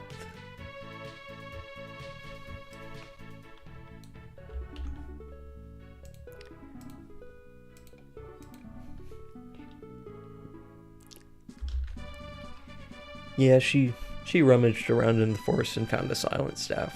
Just what we need.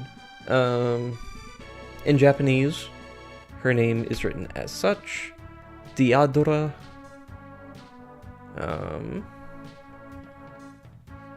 And Deirdre, or sometimes instead written Deirdre, comes from perhaps the most famous part of Irish mythology. The story of Deirdre of the Sorrows. If I can type right. There we go.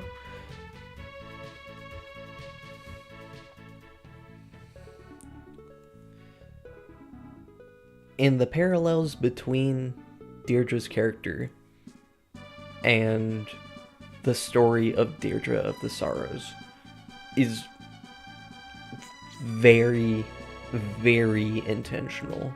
The parallels are thick and just overwhelmingly apparent what they were trying to go for.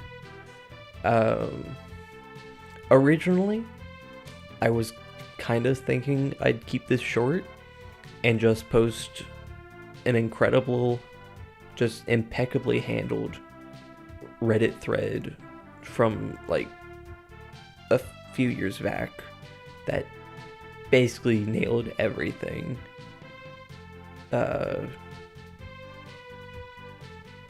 But as far as I'm aware, it has since been deleted, so there goes that. So I'll try to handle this as best and succinctly as I can.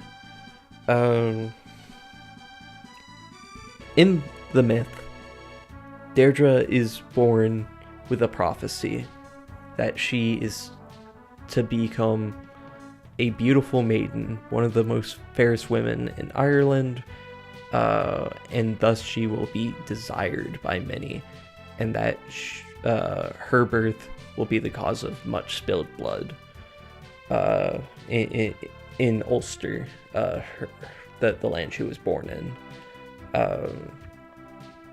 And while many who were present for her birth wished for her to simply be killed so that the future to come would not pass, the king of Ulster, Conchobar, was unfortunately aroused by the temptation that lied in the future. And so he orders for Deirdre to be raised in isolation on Siv, I believe it's pronounced Siv Fuat, which is this densely forested mountain, and she would be raised by a old sagely woman by the name of Leverham.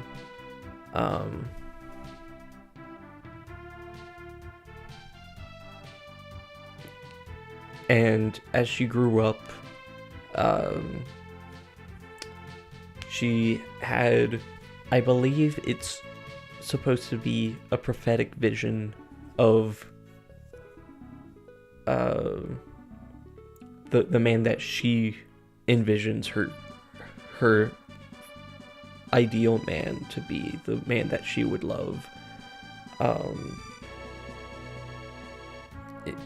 I don't have it in my notes, but if I remember correctly, is hair as black as a raven, white skin as fair as the snow, and cheeks as red as the blood of what the raven is eating.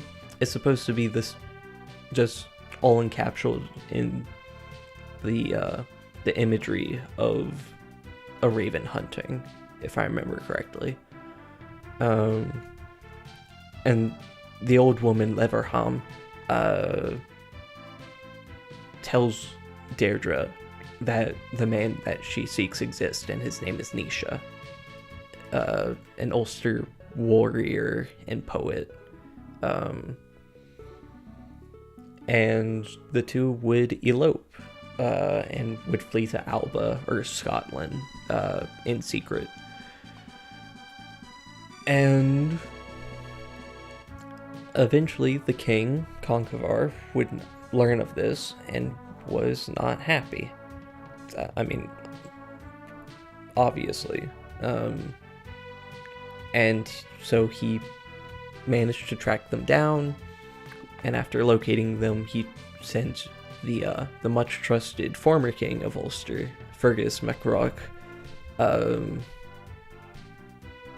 over to where the young couple were to escort them safely back to Ulster.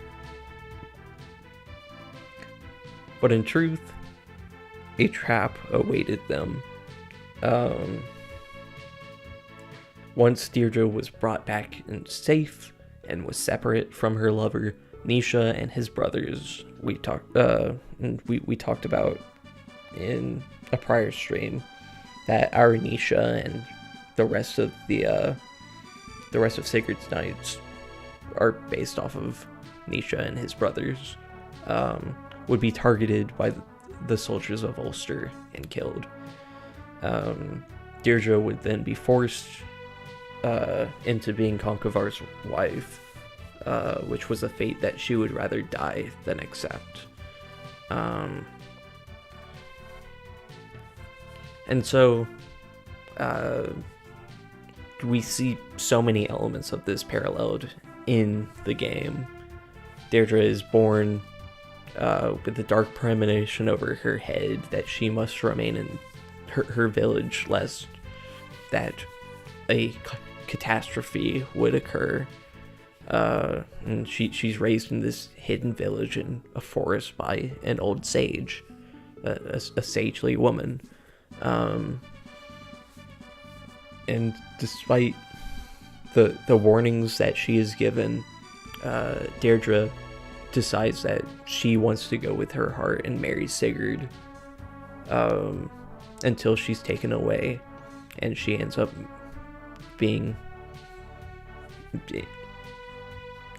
I mean, of course she has no real understanding of the scenario because she loses her memories, but she is basically forced to marry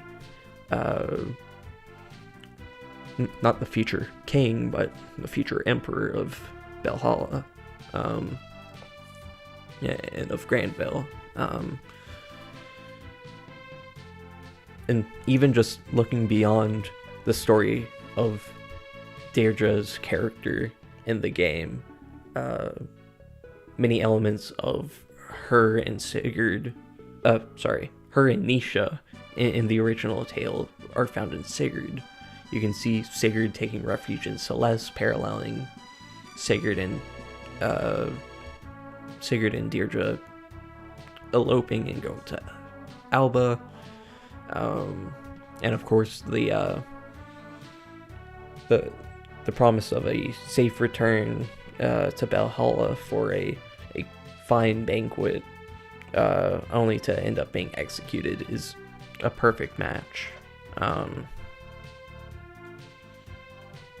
And then on top of that, there's elements from another similar story that also influenced all of that. But I think that is it for Deirdre. She's perfectly safe where she's standing. And let me refamiliarize myself with Sandima's range. Alright.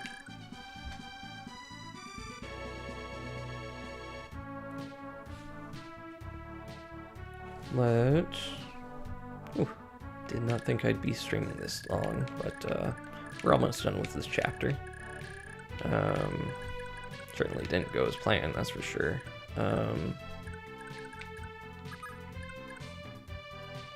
So Jamke scooch on up here.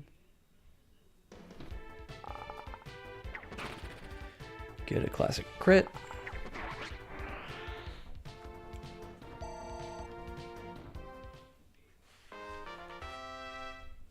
And alright, Jamke, very cool.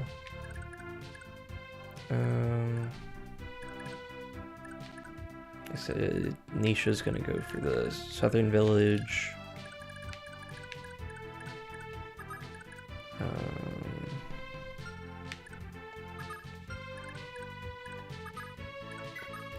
I'll scooch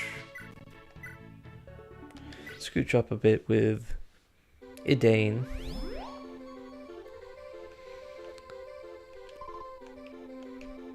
She'll do her conversation with Sigurd, since I forgot about that. Any other conversations I've forgotten? That's just...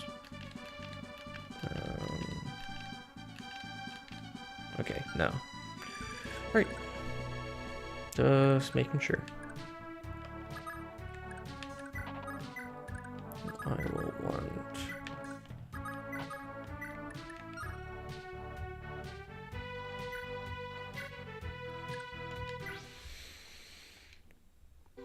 a bit more experience on Ethlin.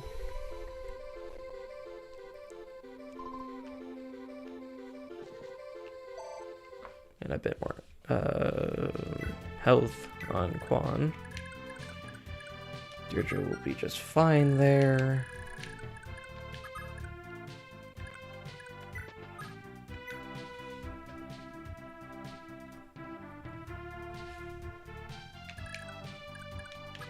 And there's nowhere for Lex to go, so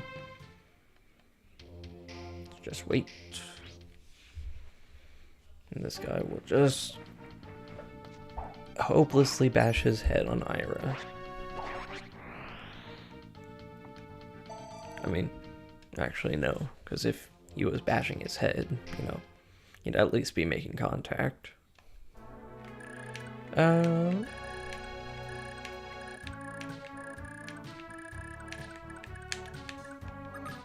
Start sending Isha down.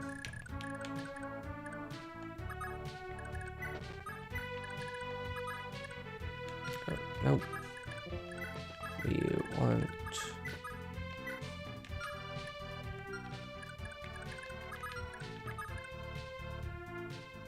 Right, my mistake. It's Sigurd who initiates this conversation.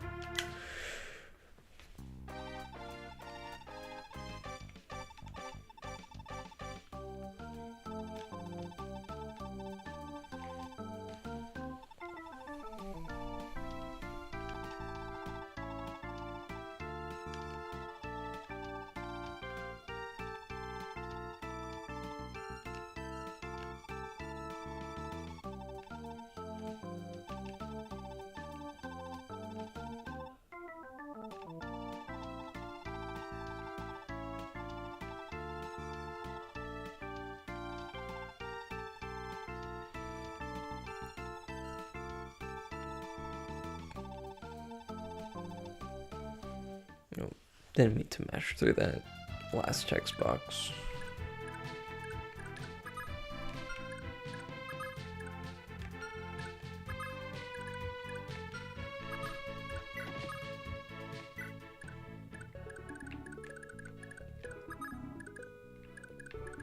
Oh, what an awful choke point. I can...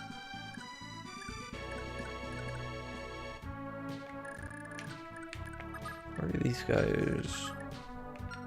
Okay. The fighters do have a bit more gold, so that's something to keep in mind for maybe. But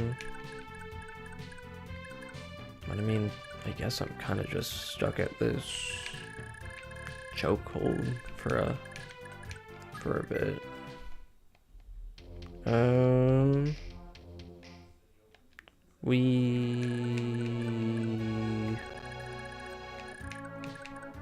Sorry, brain doing brain things again.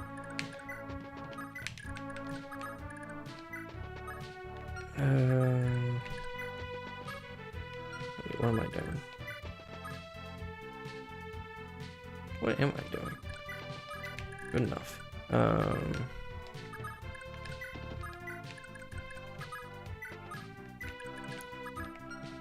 Yeah, this is just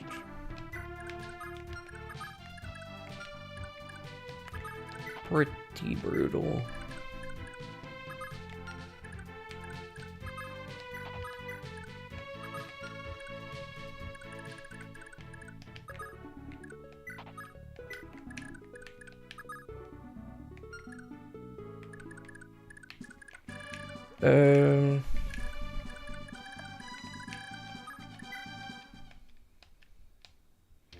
I wish I had something of interest to say here.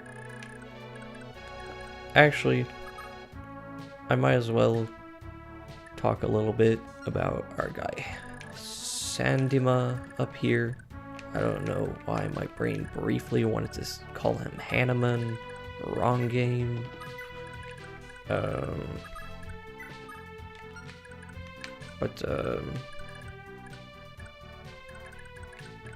Yeah, this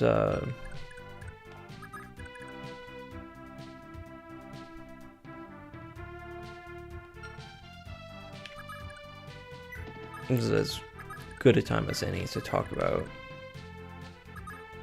Sandima. Let me first drop his name in the chat.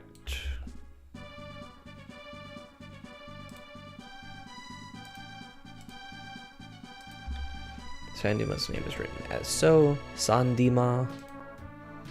Basically how you would expect it. And to be perfectly transparent, I have no idea what's going on with this name. I have looked into things as best as I believe I can. Actually, I'm gonna use this chance to just return Alec. I don't think he's gonna be doing much else this chapter. But yeah, Alec. Nope, Sandima. I just have no idea what the plan was with that name.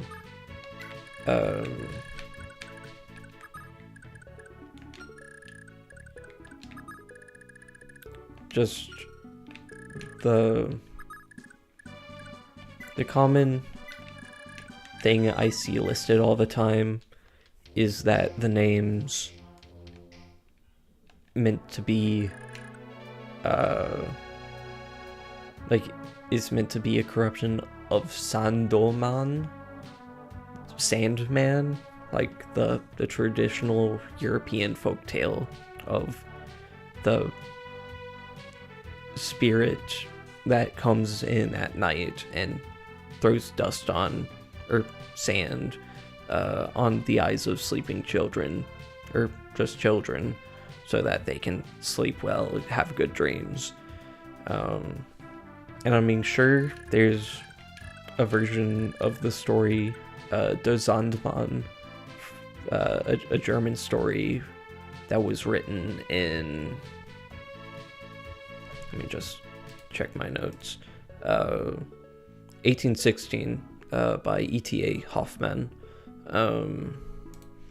That does do a dark twist on the Sandman story, which, I mean,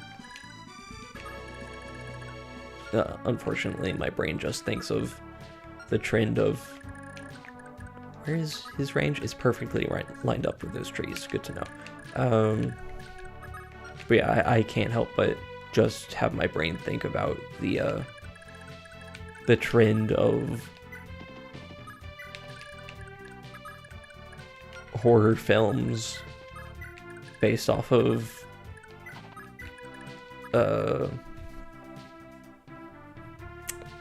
stuff like Winnie the Pooh and stuff. Whenever they become, the words blanking from my mind.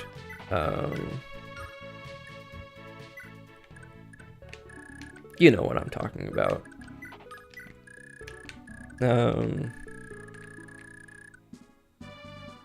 Yeah, that's public domain. Thank you so much.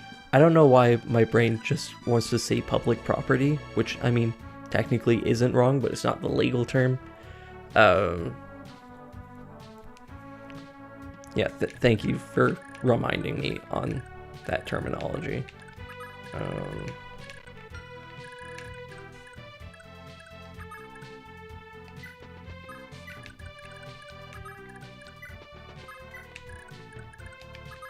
But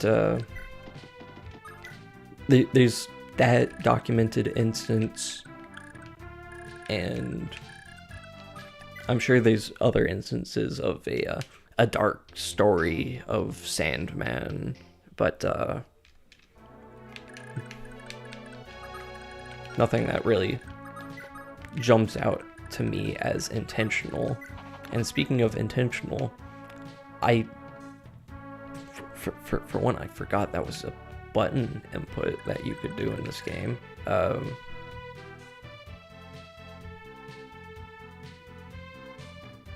Yeah, sorry, I know I kind of got lost in the weeds on that thought.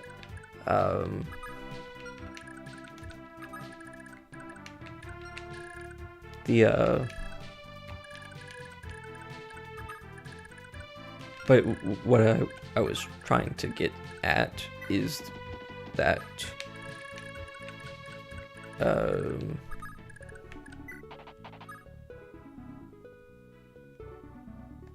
yeah, it doesn't, to me at least, seem intentional that the name of Sandima is referencing the Sandman.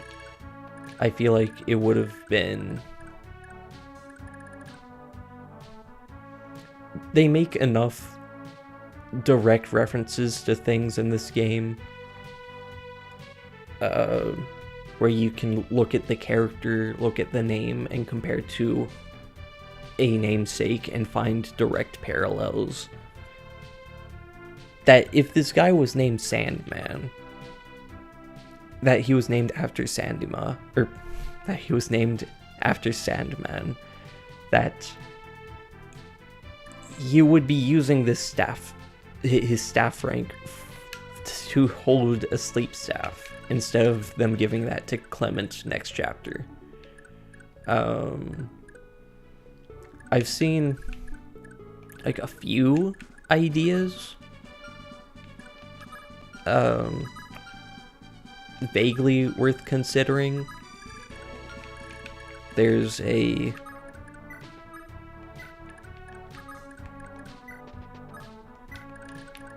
Did I put Ira in range? I did not.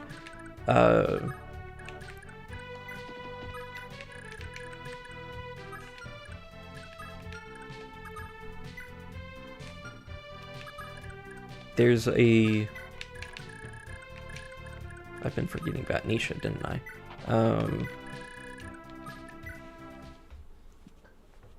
There could be a link made to the name. I can do this on enemy phase.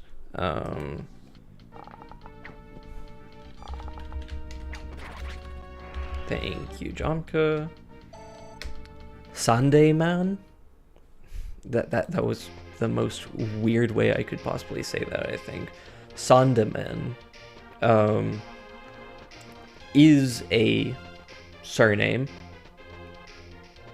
that you could maybe find a connection with. Let me just double check his range.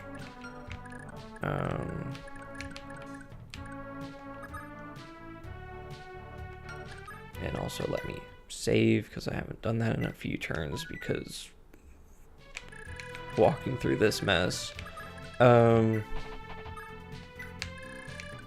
Yes. There are two men by the name of Robert Sandeman, which you could maybe consider as having influenced the name of Sandima. Also, but before I forget, Bosque del Espiritu, or as we say in English, the Spirit Forest. The Japanese name is just Seire no Mori, which just means Forest of the Spirits, or Spirit Forest. Nothing else to note with that name, as far as I'm aware, at least. Anyways, back to Sandima. There was a Robert Sandeman that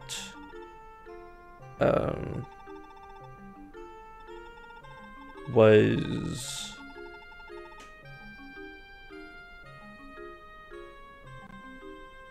Sorry, my brain got distracted by the music.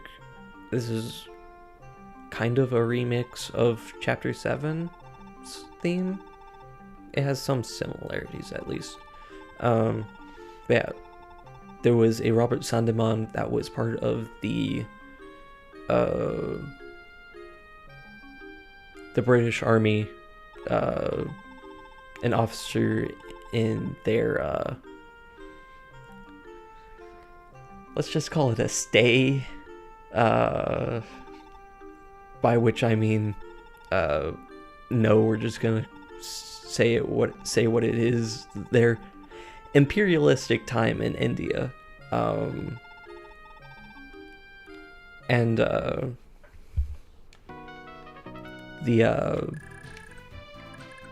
what was I getting at? This officer by the name of Robert Sandima was a influential figure in the sense that he had a technique for pacifying the locals, where basically if they did what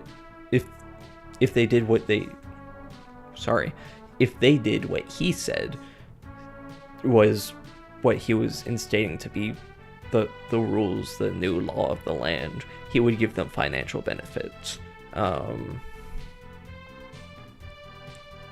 And so you could maybe see a connection with that in the sense of Sandima coming and being this watchful eye over Verdane, making sure that Batu and the princes do what he wishes, in line with what Manfroy and the Lopt Church want. You can interpret it as that. I think it's fairly flimsy, but worth noting, I suppose. And then there is also another Robert Sandima who... Yeah, I'm not getting do over here.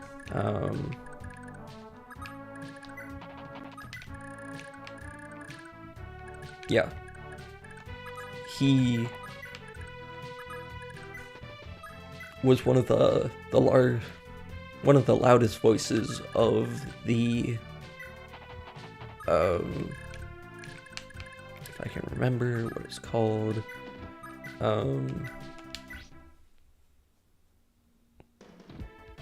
the Glassites, which is a denomination of Christianity. It was a denomination, it no longer exists.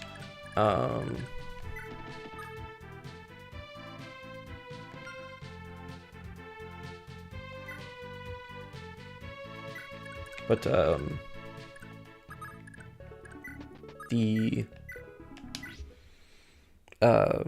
yeah, he was such a major influence on the development of the Glassites that it became common for them to simply be known as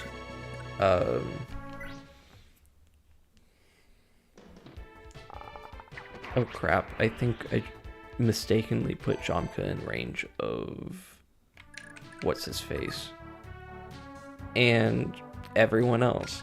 I'm a fool and I don't think I can get in range. Me when I cannot pay attention.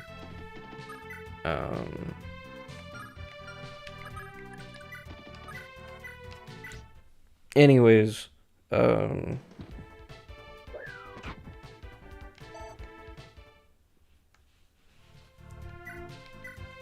this so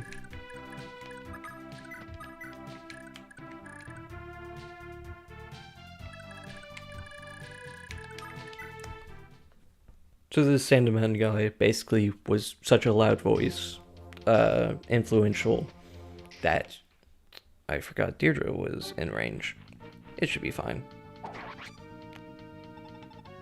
It's fine. She lives. Definitely no problem here. Definitely not resetting anyways.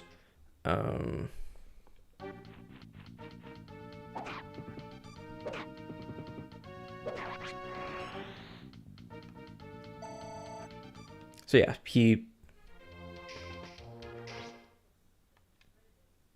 was, not that he was able to, but he garnered such a following that the group basically instead started being called the Sandimanians.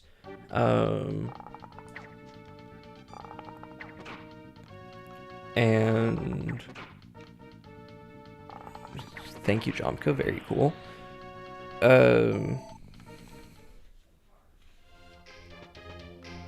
It was very... Sorry, my brain just got super distracted. It was a very controversial group, because it was basically like, oh, you just have to think about the existence of God and Jesus existing, and you will be right as rain and forgiven for all your sins. And believe it or not, a lot of religious denominations did not like that idea. So it was marked as heresy by a lot of people, which, you know, cool. Ira's actually dead. Let me reset. This has been one chaotic stream. Not as bad as last time. No. Last time was at least kind of fun.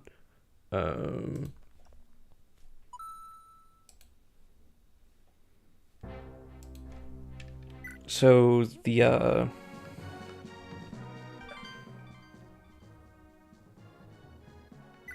okay, actually, I think I said basically everything I wanted to.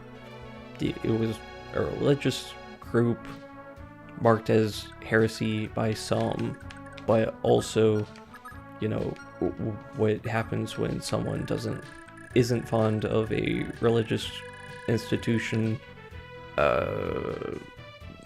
They say it's heresy because it's of opposing belief to their own. That's just kind of how it goes. So maybe that was an intentional decision. Maybe it's literally nothing.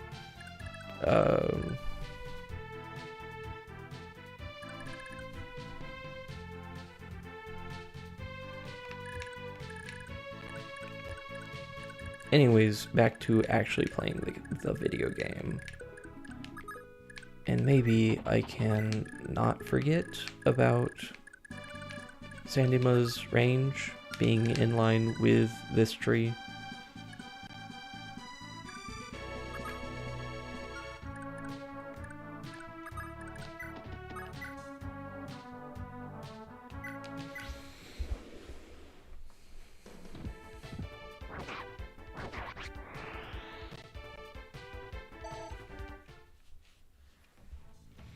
Alright. Move over one. Jamke. Do archer duty.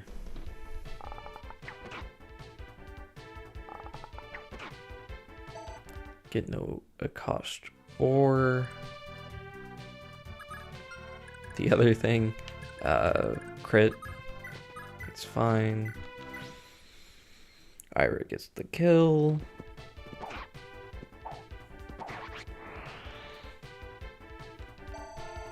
Ira gets the level up. Strength magic. We love magic swords around here, I guess.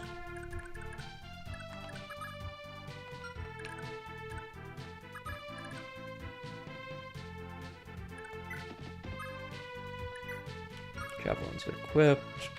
Nope, not what I wanted. Wait.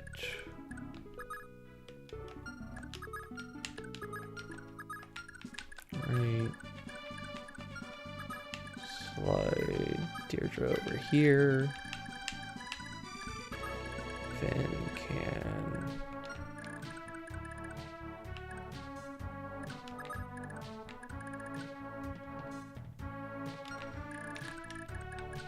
clearly Ira knows that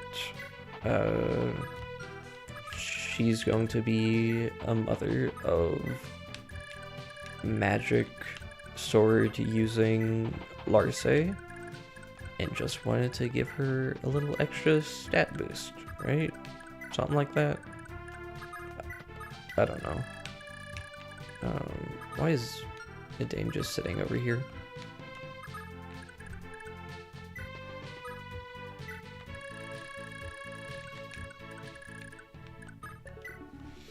Okay. Hopefully, this goes better.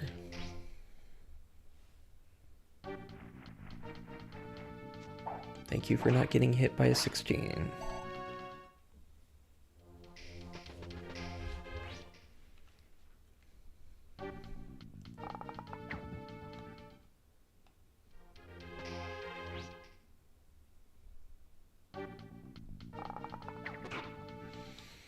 It begins.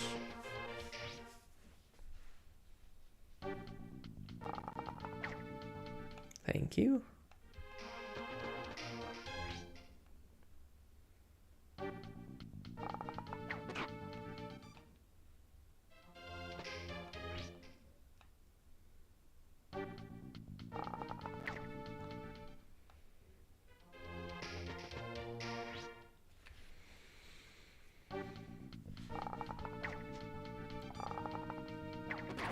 Thank you for the crit. Very cool.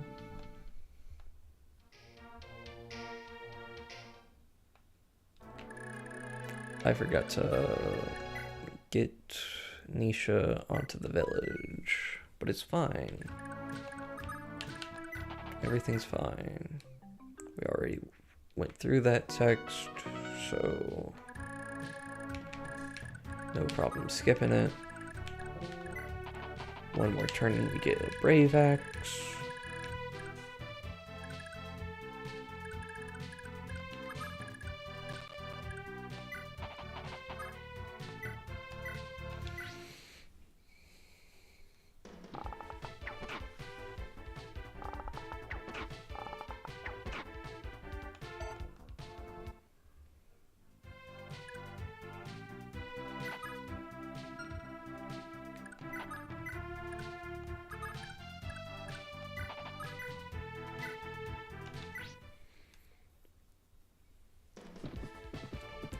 Finn, please don't miss. Thank you.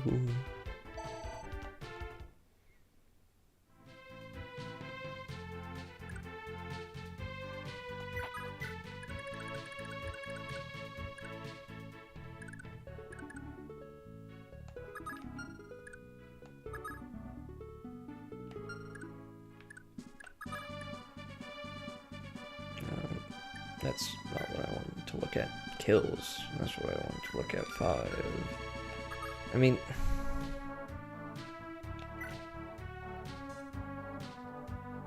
I probably shouldn't invest too much into the steel blade. Is that what I'm looking at?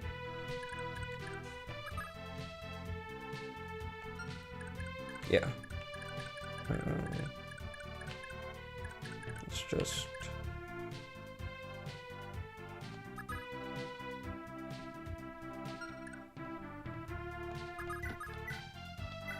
get us a javelin kill.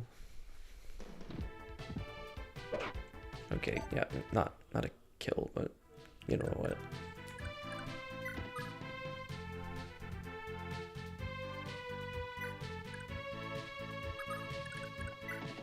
And Sigurd coming and deal with this archer.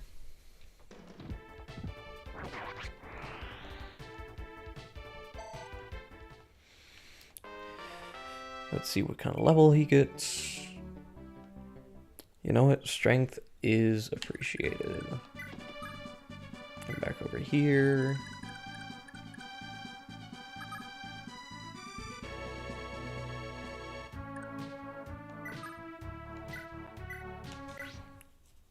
Killer bow here. Get the crit. Let's go, Jamke.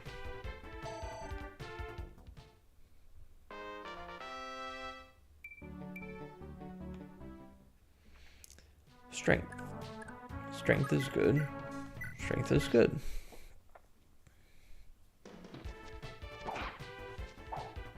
Ira killing is also good.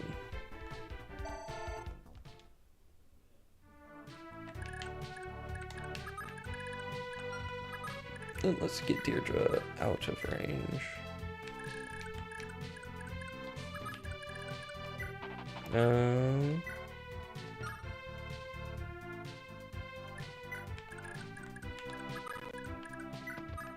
Alright, moved Lex, yep.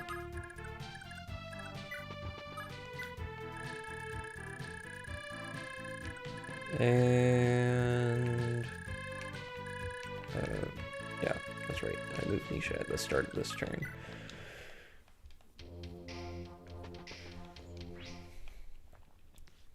We're actually going for Jamke. Interesting decision. But he will not complain about EXP, that's for sure. Ira, she'll be fine.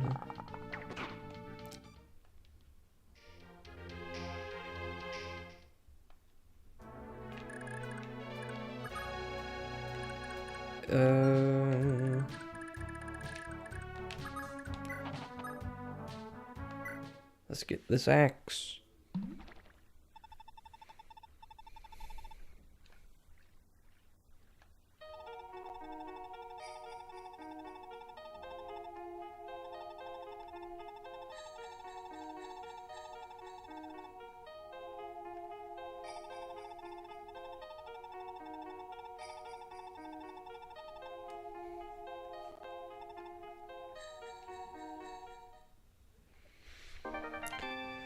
Let's go Brave Axe. I don't know why I scanned all the way over there.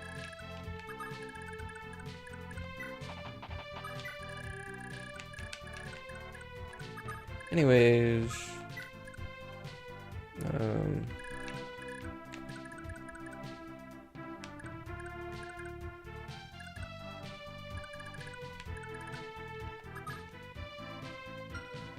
I don't really care who ends up getting the magic ring, though. Whoever kills Sandima definitely won't be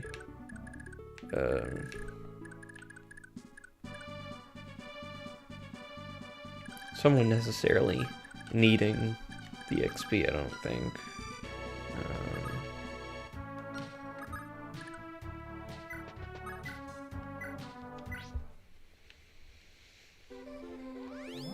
Sorry, I misspoke. They'll be needing the XP, they won't necessarily be needing magic boosts.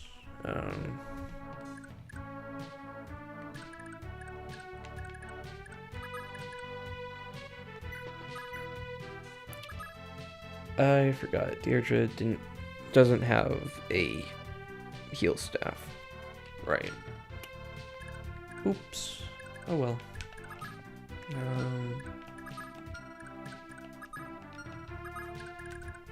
Let's give Nadir a bit more XP.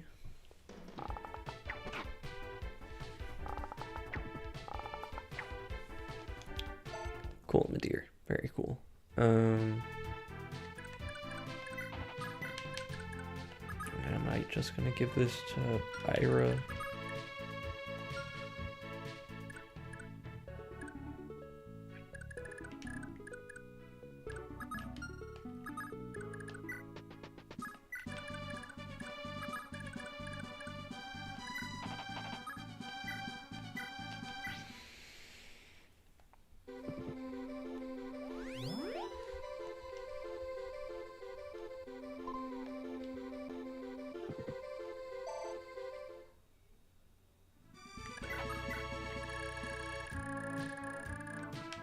Alright,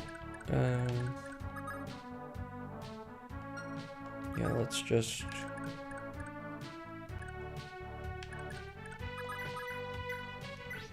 hand this over to Ira, and then we'll get prepared to take on Sandima.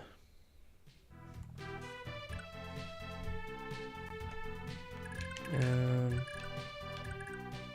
I mean, nothing else for me to do here.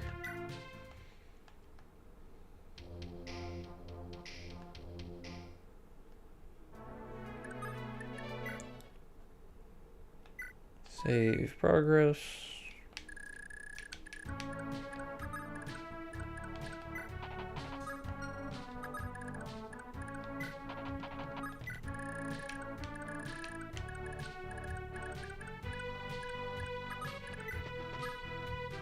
Deirdre comes over here, uses a handy dandy silence.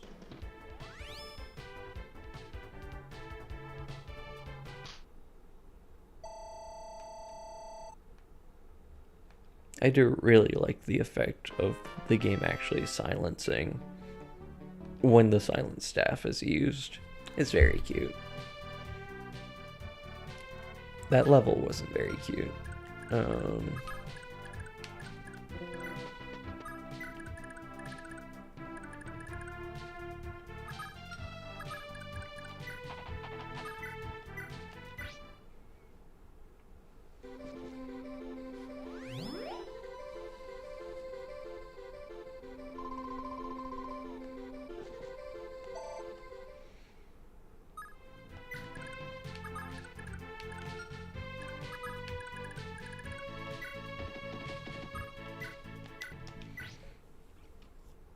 Chuck some 50% jabbies.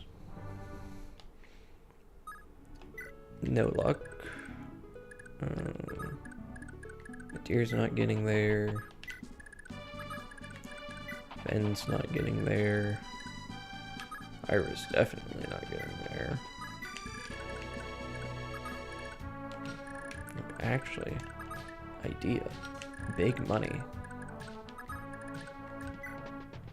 It's gonna take too long for you to get anywhere.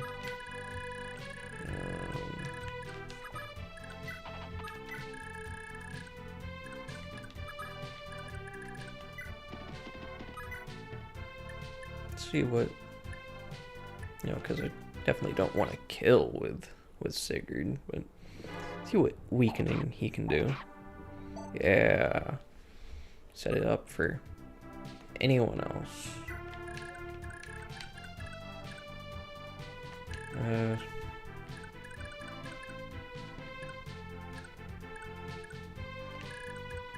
Yeah, I guess I can just scooch it down back.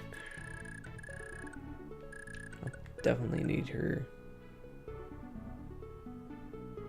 I should have moved her a lot farther, because Lex probably wants, not probably, he definitely wants to head off to the arena now that he has a Brave Axe.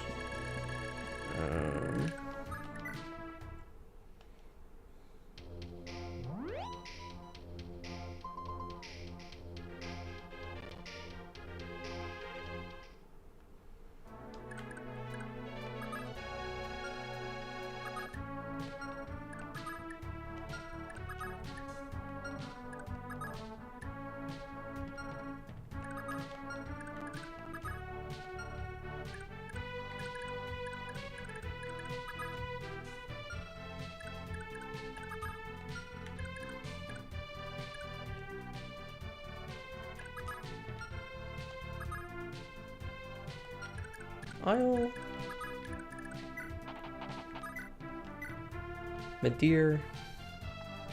No, he'll just kill if he connects.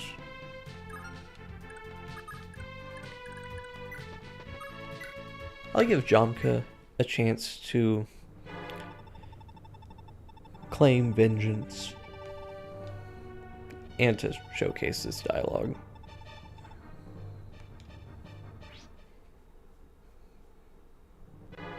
Oh, wait. I did not pay attention to hit rates. I thought it was more or less the same as Medir. That's funny. Alright.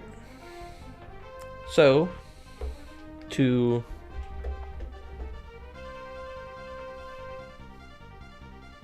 get everything in order on my side,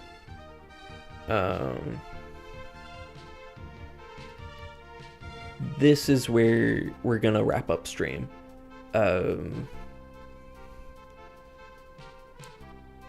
Because I want to run through arenas with everyone else. Because Arden and Azel are probably as far as they're gonna reasonably get. But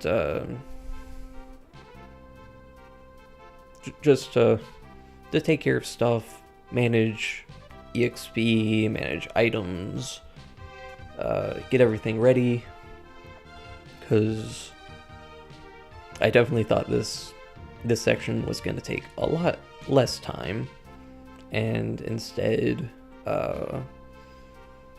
we're like an hour short of last stream, which was the majority of the chapter. So yeah, this is where we're gonna wrap up. Next time we'll just showcase the end of chapter dialogue, and then you'll get started on chapter 2, which, considering how things went before, is probably just gonna be us running through the arena, talking about all the names in the arena. But you know, that's nice. It's just gonna be arena. I can just put the new art of Cullen in the thumbnail and it'll be great. And yeah, so thank y'all so much for tuning in. Things didn't go nearly as planned, but I think we still had a good time. Thank you for your engagement, and yeah, good night.